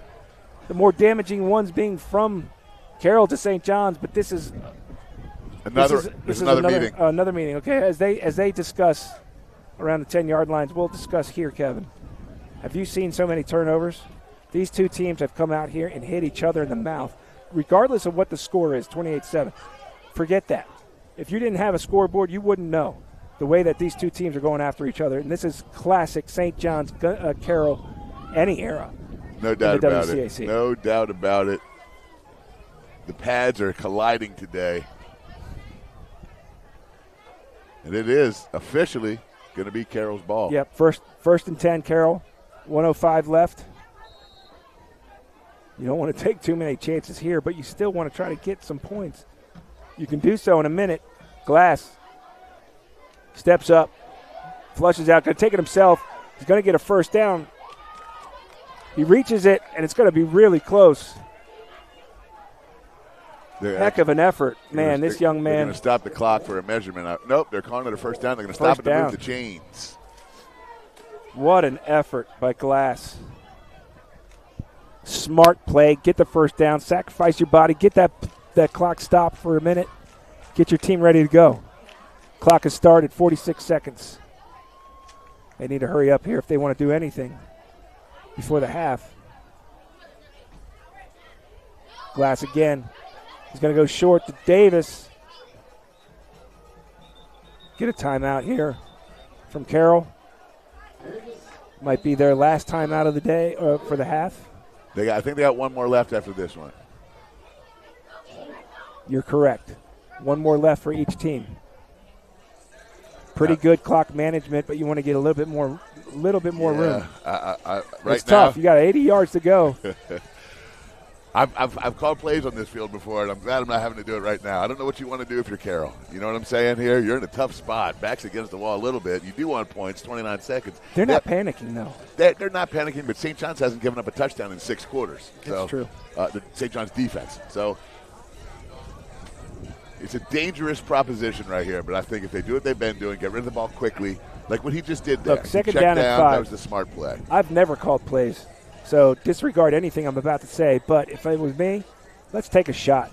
Let's take a shot downfield. Why not? You got great athletes that can run. Let's see if we can't just get a big chunk. It's a 50-50 ball. I mean, at that point, it would be a glorified punt if it gets intercepted. But if you're going to try and give your squad a shot, 5-yard hitches on the hash are not going to do it. You got to take a shot downfield if you want to try and do anything here. Well, then let's keep an eye on number 5. I think they're going to take it deep. Number 5, the freshman phenom with 2 touchdowns receptions this year, Daquan Tibbs. Spread wide to the top of the screen. 3 spread very wide left. Glass looking that way. He's got to get out. He does. Escapes. He's looking down. He's got a guy. He's got one. It's Tibbs. Oh, what an effort by Glass. Tibbs maybe could have tried a little bit harder at the end there, trying to come up with an unbelievable catch. He was covered by 2 guys, but he had a step. All right, maybe I know what I'm talking about a little bit. The freshman phenom, number 5. We still keep an eye on him. Coach Quick loves him, and he has 2 touchdowns this year as a true freshman. He's going to be a spectacular player. Keep an eye on him. He's not scared. Love it when you have a freshman that can contribute right away. We get to see them for 4 years. contributing at a high level. And many of those four-year guys go on to be. Oh, yeah. It's one of the coolest things we get to do is watch the development of these young guys. 3rd down and 6. Both teams 1 timeout left. Glass going outside with a little screen, and it goes right through the fingertips of Williams. Man, this may be a record for the name Williams. I agree. On both sides of the ball. Yes, there is. I'm going to have to call everybody's first and last name, or Mom's going to get mad. Or I just say Williams most of the time, and I'm going to be right. I'm taking the easy way out 80% of the time. I'm going with that. Okay. From you. Williams back to kick, and Williams back. No, I'm kidding. There is a Williams back to return. Looks like Jason Battle. Oh, no. 36. And it's blocked by St. John's. It rolls into the end zone. Recovered in the end zone, and they're going to call it a touchdown by St. John's. And why not Kai Connolly on specials? He does it everywhere else. We've got 9 turnovers. 9th turnover of the day, a blocked punt that rolls in the end zone at St. John's. Number 2, Tariq Hayer, showing Shiano. He didn't want Shiano to make that whole ride down here for nothing. I'm telling you, Kai Connolly is having such a cool season. He is offensively a guy you rely on 3rd downs, defensively pass breakups and tackles. And I'm telling you right now, a special teams touchdown. Oh, my Lord. Well, this game has been nothing short of exciting. But for the Carroll Lions, I don't know if that's necessarily true. They've been on the short end of a stick too many times in this first half. Stringer puts it up, puts it through. It's 35-7 with 12 seconds left in the first half, and I'm actually starting to feel bad.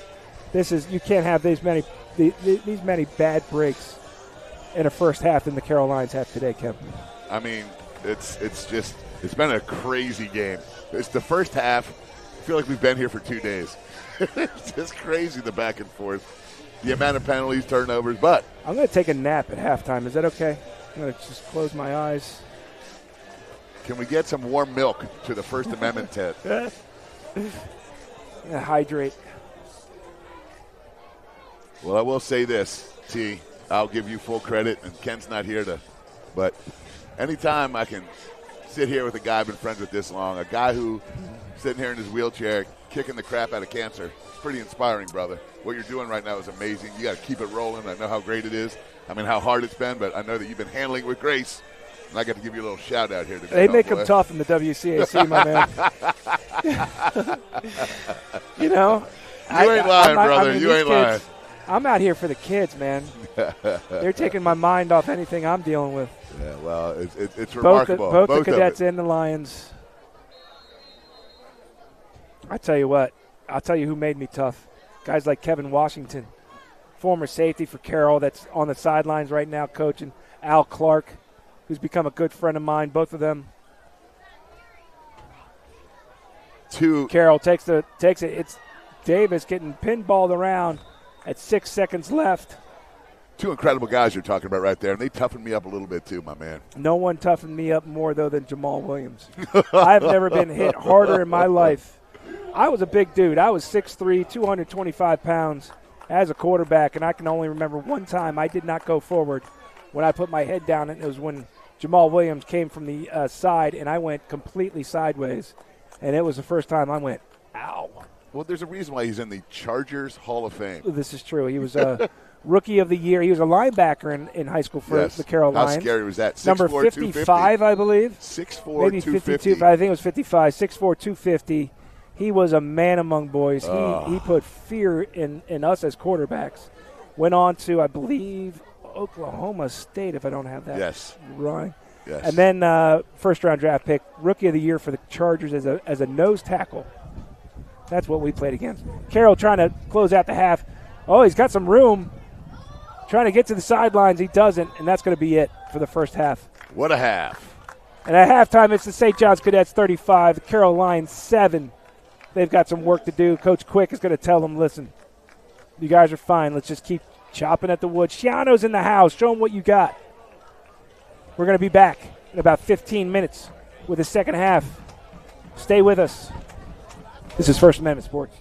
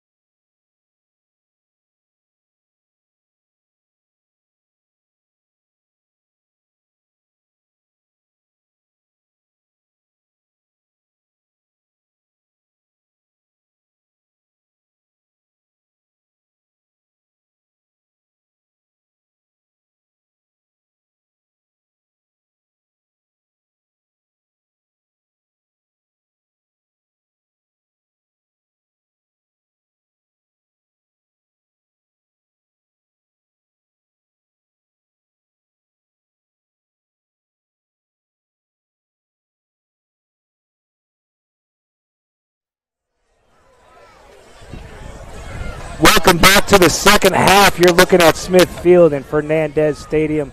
The St. John's College High School Cadets up 35-7 on the Archbishop Carroll Lions. And Kevin, we have seen a lot of action in this first half. If you count turnover on downs, which I do, you don't, but that is 9 turnovers. You're in charge. 9 turnovers. It's a better story. 9 turnovers in the first half, 7 by Carroll Lions, 3 by St. John's, but most of the damage being done by St. John's, capitalizing on those mistakes. The Stars have shined out today in the first half, as we always see on the Carroll side. Let's talk about them first. First of all, TK Davis, his 3rd kickoff touchdown of the season in as many weeks. But you also got Jerome Sims making huge plays for the defense. Avery Glass for as the quarterback, hanging in there, playing tough. And a guy we haven't talked about enough, who I think they need to start incorporating in the offense, Chris Palmer, the wide receiver, free safety, strong safety, 6 foot, 180, who's getting a lot of attention from some people because of his play. Big time attention. When you got Alabama, Arkansas, Oklahoma, Boston College, ECU, and a few others knocking on your door, those are the ones you answer. Yeah, but it's the Stars on the St. John's side that really shine. I mean, Reese Williams, this guy is everything he's built to be. Naeem Woods, again, just continuing to grow up and mature in the position. You got Brayon Williams. You got Tyreek Hayer. You've got Tariq and Tariq, both. Tariq, both of them. You're right. Just unbelievable play by St. John's, time in and time again. Carroll's got their backs against the wall, and they're going to get it here in the first half as we kick it off. And it looks like it's going to be TK again. He's going to see something. He bounces it out. Look at this guy every single time he touches the ball. That's but then St. John's brings him down. Number 6, Tyler Butler Simpson on the tackle. I mean, he can go anytime. He gives you that feeling that he's about to every time he touches it, like you said in the first half. The way he bobs and weaves, he has such a feel for it. And when you got that second gear that he does, we were talking with Vic. There's 3 guys with the angle on him in that first half, and no one touched him. I don't know how that feels. Here comes Avery Glass. See if he can't get something going on for the Lions offense. 1st and 10 from the 26 to start it off. He's got TK Davis back there. Daquan Tibbs in motion. And it's going to be Davis up the middle, and he is quickly met. Joel Tillery, number 21, coming off the edge. That was quick. That was quick off the edge. We got a St. John's guy down. Looks like maybe a cramp or something.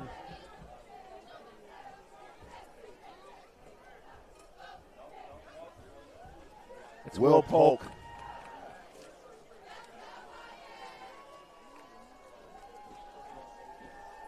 Yeah, they're stretching it out. Yes. They're stretching it out. That's a relief. I know. We cheer so hard for cramps underneath this tent. We do. Not personally. It's always a great thing that it's nothing else. Well, that was a rude awakening to start off the second half. I mean, halftime is officially over. Joel Tillery, he made a decree. If TK wasn't sure, I think he's sure now. Yeah, there will be no more not tackling moving forward. Or no, there should be no more non-blocking too, because they came off the edge untouched, both of them. That's true. And Mr. Tillery was there first. Still tending to the injured player. Great turnout tonight. Absolutely. Got the cheerleading squads. Ken will like this. Got the cheerleading squads for both St. John's and Carroll. We had the Prez on for our pregame. Did. Kevin Haley. What a great interview that was. Was it? Good. I thought it was. It was because Kevin. Exactly. I didn't say. I wasn't talking about us. I was talking about them. Yeah. Okay, I thought you were giving us a compliment. No, we're terrible at this. And as Kevin says that, we're 2nd and 11 for Carroll.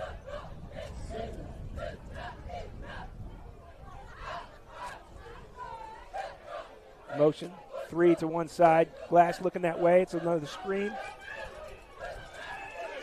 Nice and job, a great Jimmy close Egan. by defense. Jimmy Egan. I don't have a number 80 on my list here.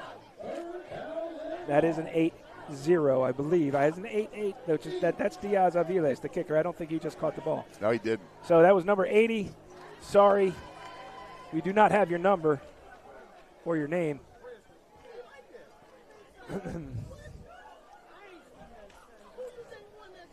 That's going to be got 3rd and 14.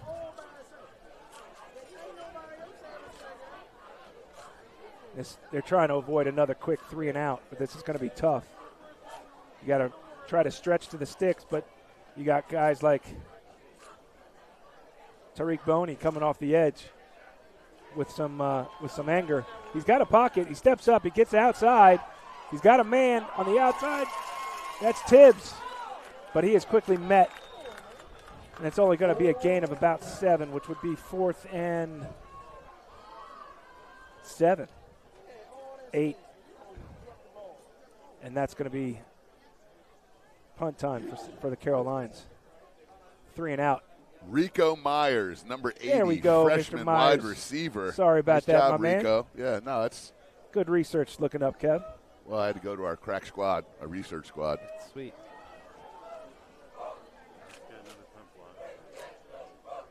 Are they going for it? They're going to go for it here. In their own territory, the ball is on the 29. 4th and 8. This is, hey, when you're down, you're going to try everything you can. Get to the sticks. It's picked off. It's picked off. He's going to be in the end zone. That's another turnover, pick 6 for a touchdown. Freshman, Eli Jacques. Eli Jacques. Now that's got to be a great feeling. Number 24 steps in front of one. The freshman house call, one of many more to come. Yeah, and that was textbook technique as well. Broke on the ball extremely well. And a tough decision by Quick turns even more disastrous for the Lions. 41-7 before the extra point. I told you, they just rotate. Now Chase Pankey is the holder. I think they draw straws. My turn. Yep. How about that for the freshman? How excited the sidelines. He got the ceremonial pads. Kick is up, and it is good. And Victor Maddox celebrates. 42-7.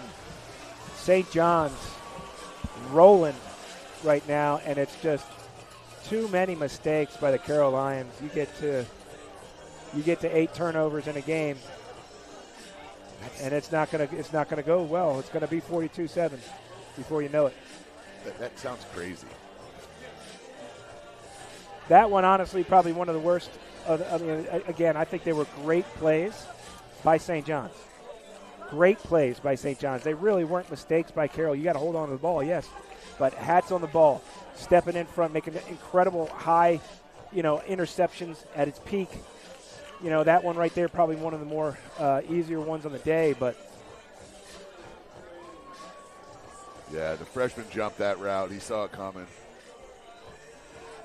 Got to be an exciting feeling for young number 24 on there dancing down the sidelines in the end zone. As Nolan Stringer tees it up. Do you remember your first? I remember my first. I don't really. I do. But can't forget your first. Well, there was a lot of helmet-to-helmet collisions from between then and now. I see. Yes. I see. Stringer to kick it off. Let's see if they avoid number 2. They haven't so far. No. And it looks like, and it's bobbled. Richard takes it. And he's got a seam. Quickly closed off by 25. Jaron Bell, another freshman, 6 foot, 200-pound linebacker, getting in on the action. Pat not wasting any time getting his freshman into the game, getting the meaningful snaps. And the Carroll Lions will take over.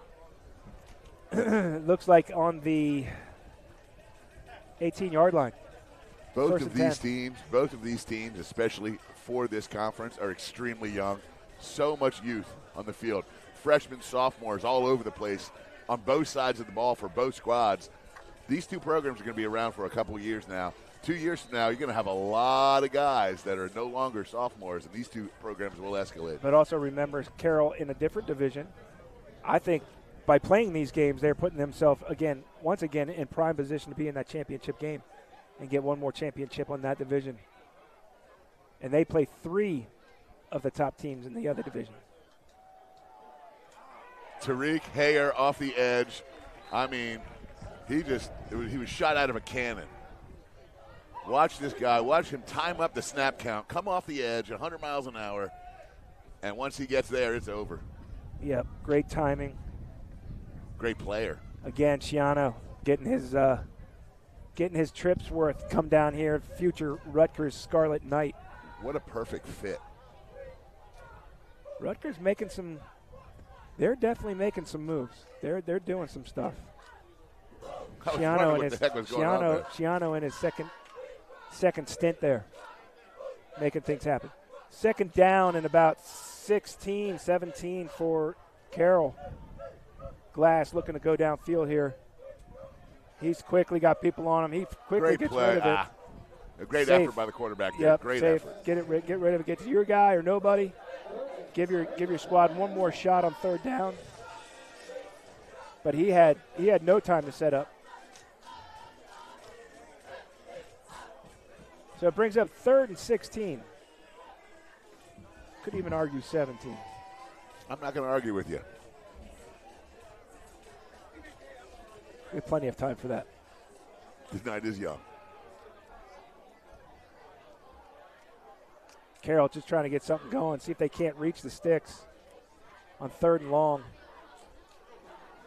One player I don't see out there is Davis, and he did not start off the game, so see if we can't get eyes on the sideline, see where he is.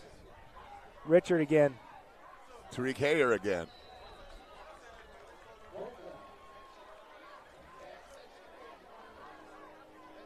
I haven't been able to spot number 2 on the sidelines quite yet.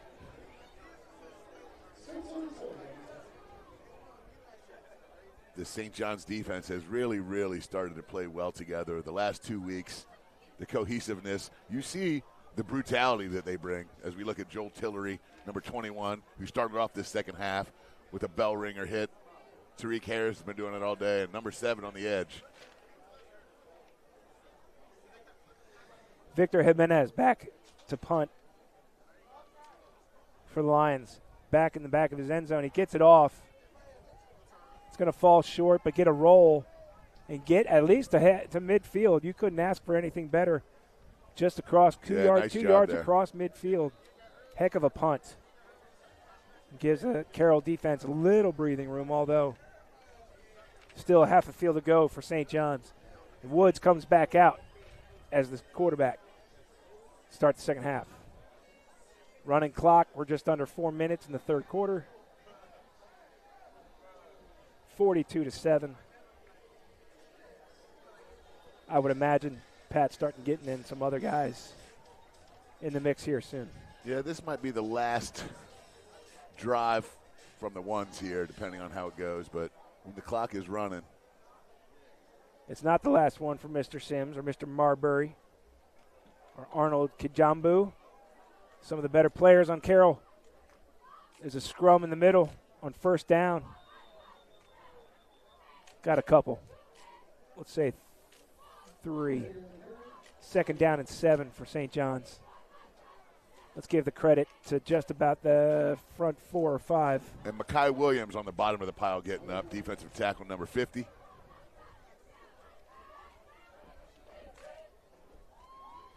Carroll has been able to stop St. John's twice on downs. Looking to try to do the same thing here on second down and 7. Naeem Woods, 3 to your left. 1 to your right. They do go to the air. And that's Drew Williams on a hitch. Breaks a tackle and gets a first down and then some, maybe another 10 yards. You can see his That'd be strength. 17 on the play. His strength, his burst, and his athleticism as he catches that hitch, turns upfield instantly, shrugs off a tackle. He's a heck of an athlete.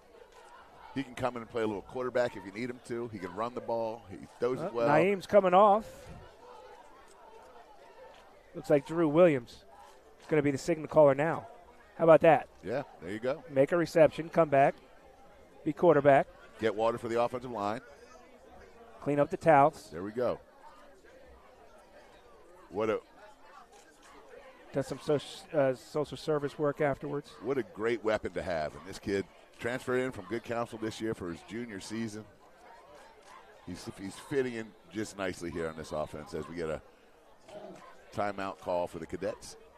So during the season, if for some horrible reason Naeem Woods wouldn't be able to go, it is Drew Williams that is going to be the backup quarterback. So Pat Ward wants to give him some reps. He's gotten a few that were spot called. They were intentional. They were mostly runs, but at some point you got to make sure the man's ready if he's called upon to have to step in. And last week he got reps with the ones here coming in from wide receiver, led the team down, did a great job commanding the offense for a touchdown, threw his first touchdown pass of the season, and looked sharp doing it. So, you know who else threw their first touchdown pass of the season? My daughter.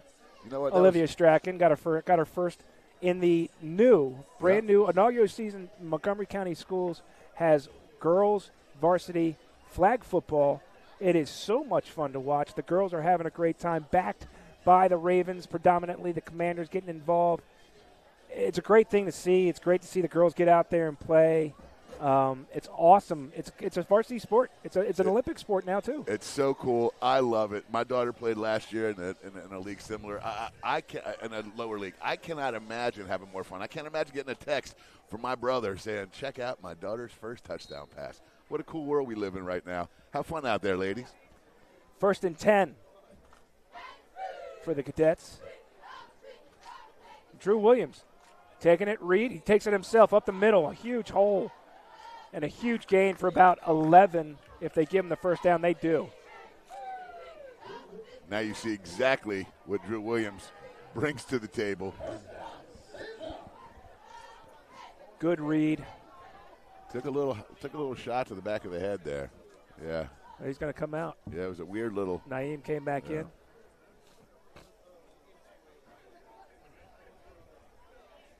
Shaking off the cobwebs. It's day time here, isn't it? Number 9. Look for him carrying the ball here. There it is. Up the middle, and he's not going to be stopped. He gets in, not. And that is a touchdown for St. John's. St. John's offensive line has had a spectacular performance today. 7th touchdown on the day. They were dominant. Adrian Hamilton, Kenneth McManus. Before the extra Jordan point. Harrison. And we got to give a shout out to the big freshman today, Will Crawford. Will Crawford is going to be a phenomenal football player. He got the green light today, stepping up for some injured players. Big number 50. We're going to say that name quite a few times in the future, T. Tack on one more, and that makes it 49-7. St. John's. Nolan Stringer just got clobbered, but I did not see any yellow hank, and that's fine. That's fine. Let's let them play. But typically you don't see the kicker get crushed. Sometimes it's deserved. You want to see it. That's fair. I mean, but it is football. They need to be a part of the football aspect of it. It's very true, but you do know that he kicked a game winner at Gonzaga last year. That goes a long way. It's the second time. It goes a long way. Well, you walk around here with a game winner against Gonzaga. You talk about that for the next 40 years. You went around with a game winner at any level. You deserve to stick your chest out. Agreed. Girl, boy. Coach Ward getting a quick wash. It's hot out here.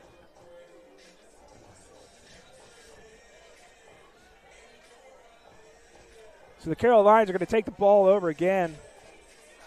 I do not see TK back. Do I? Is that? No, it's Tibbs and Richard back. I have a feeling we may have seen the last of TK today. We have no official word on that, but can only speculate that he hadn't been on the field in the second half yet. And all we can say is I don't think you want to expose him to any unnecessary injuries at this point. No, we got some football to play next week. It's a long season. These guys have championship aspirations. Damari Dixon picks it up. Has a pretty good return.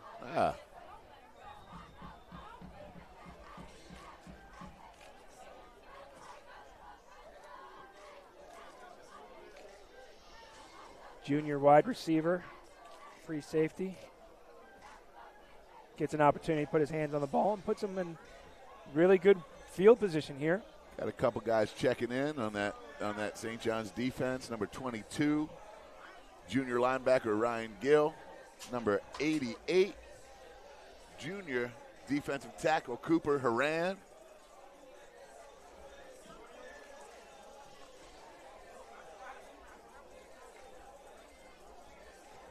It's 1st and 10 from the 46, coming out of their own territory. Avery Glass and the Lions trying to get some more points on the board, get a little momentum, hone their game here. He's going to hand it off on a counter, and it goes nowhere. He's tackled the backfield. Robert Smith Jr. again on the carry. Joe Tillery, Ray Archia, making plays all day long. It's going to be 2nd and 12. He just moved it. 2nd and 13.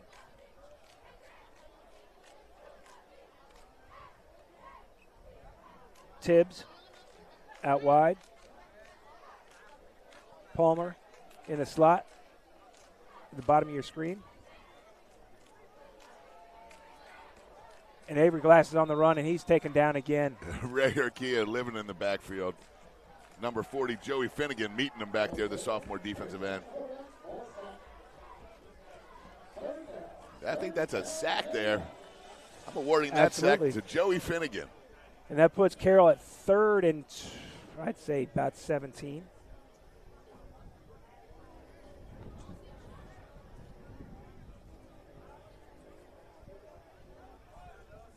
See if Avery can't pull something out of the bag of tricks here on 3rd and extremely long.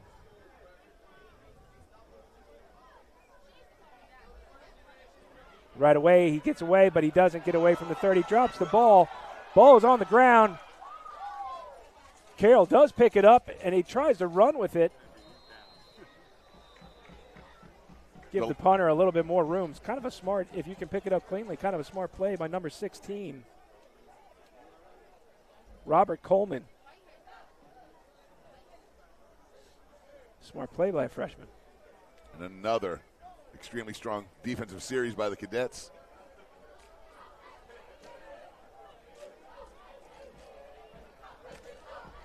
It's 4th and forever.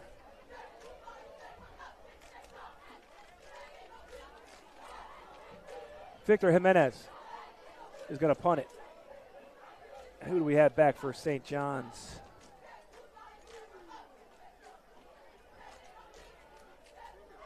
That is Panky back there, but he doesn't have to do anything as the ball goes out of bounds.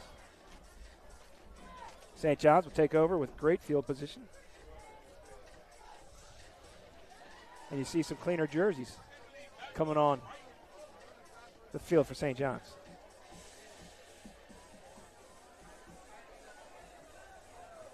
(49-7), 8 minutes, 11 seconds left to go in the game. Tommy Chicante, the junior tackle, checks in, and I'm going to be biased here for the first time today. My favorite St. John's Cadet player on the roster is in the huddle, and that is my son, Jake Ricca, for his first. We have a Ricca sighting. Sitting next to someone that's like an uncle to him right now. Freshman Jake Ricca taking over at the helm. Let's see what he does on his first snap. 1st and 10, Cadets. Ricca hands it off to DeJohn. DeJohn bounces it outside after breaking one tackle. Can't break a second. But number 30, Nasir McIntyre Great on the run, stop. Day. Heck of a handoff. by Ricca. Well, listen, he's smart enough to hand it off to Day-Day. It's always a good option. I haven't seen that handoff that good all day. Looking good with a sleeve, too. First down and 10. Cadets on the 31-yard line, knocking on the door once again. Ricca all alone in the backfield. He's got to take it himself. Man, that is signs of 1992. Another Ricca. Quarterback sneak runs in the family. Heck of a carry by the freshman. Gets 2 yards, hard yards. Dad's being very quiet right now. It's hard when Ken's not here, and now I'm the only one talking. I got nothing for you for a second. A nervous dad to my left. How are you going to do this when he's like a senior? I'm not nervous at all. This is just so cool. This young man's. All right, sorry. Dad's taking it in. Ricca, second down, 7 to go. DeJean, he hands it off. Bounces it again. Good cut. Looks like he's got a first down. Moving the chains inside the red zone.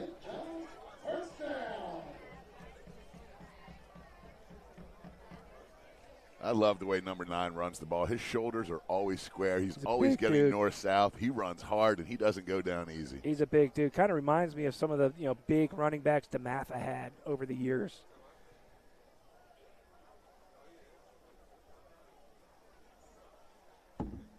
It's first down and 10. They can't get a first at the 10-yard line. First down and 10 on the 20. Ricca again. Empty backfield. That's going to be offsides on Carroll. The squad inching ever so closer to another touchdown. 1st and 5 from the 15.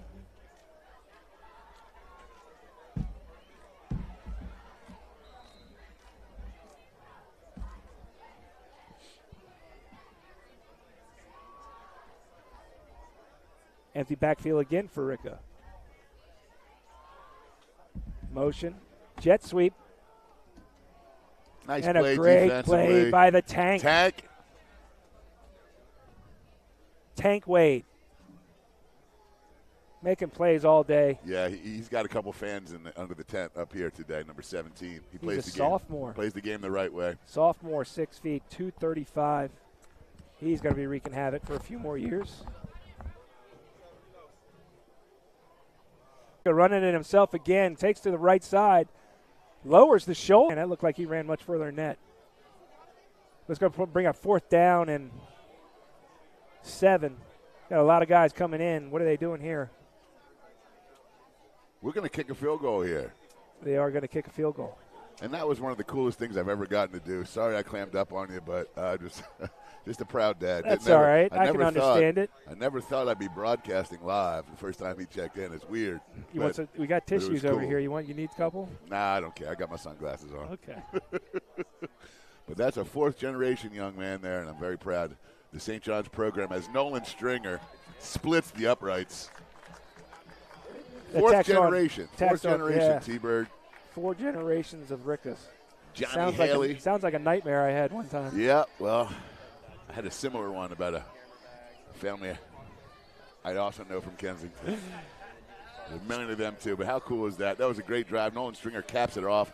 The St. John's defense giving up 0 points on the day. Carroll has 7 from special teams. And the offense, 52 points. That's getting it done. Stringer's 3 stretches the lead. Clock continues to run. This will be the last possession of the game.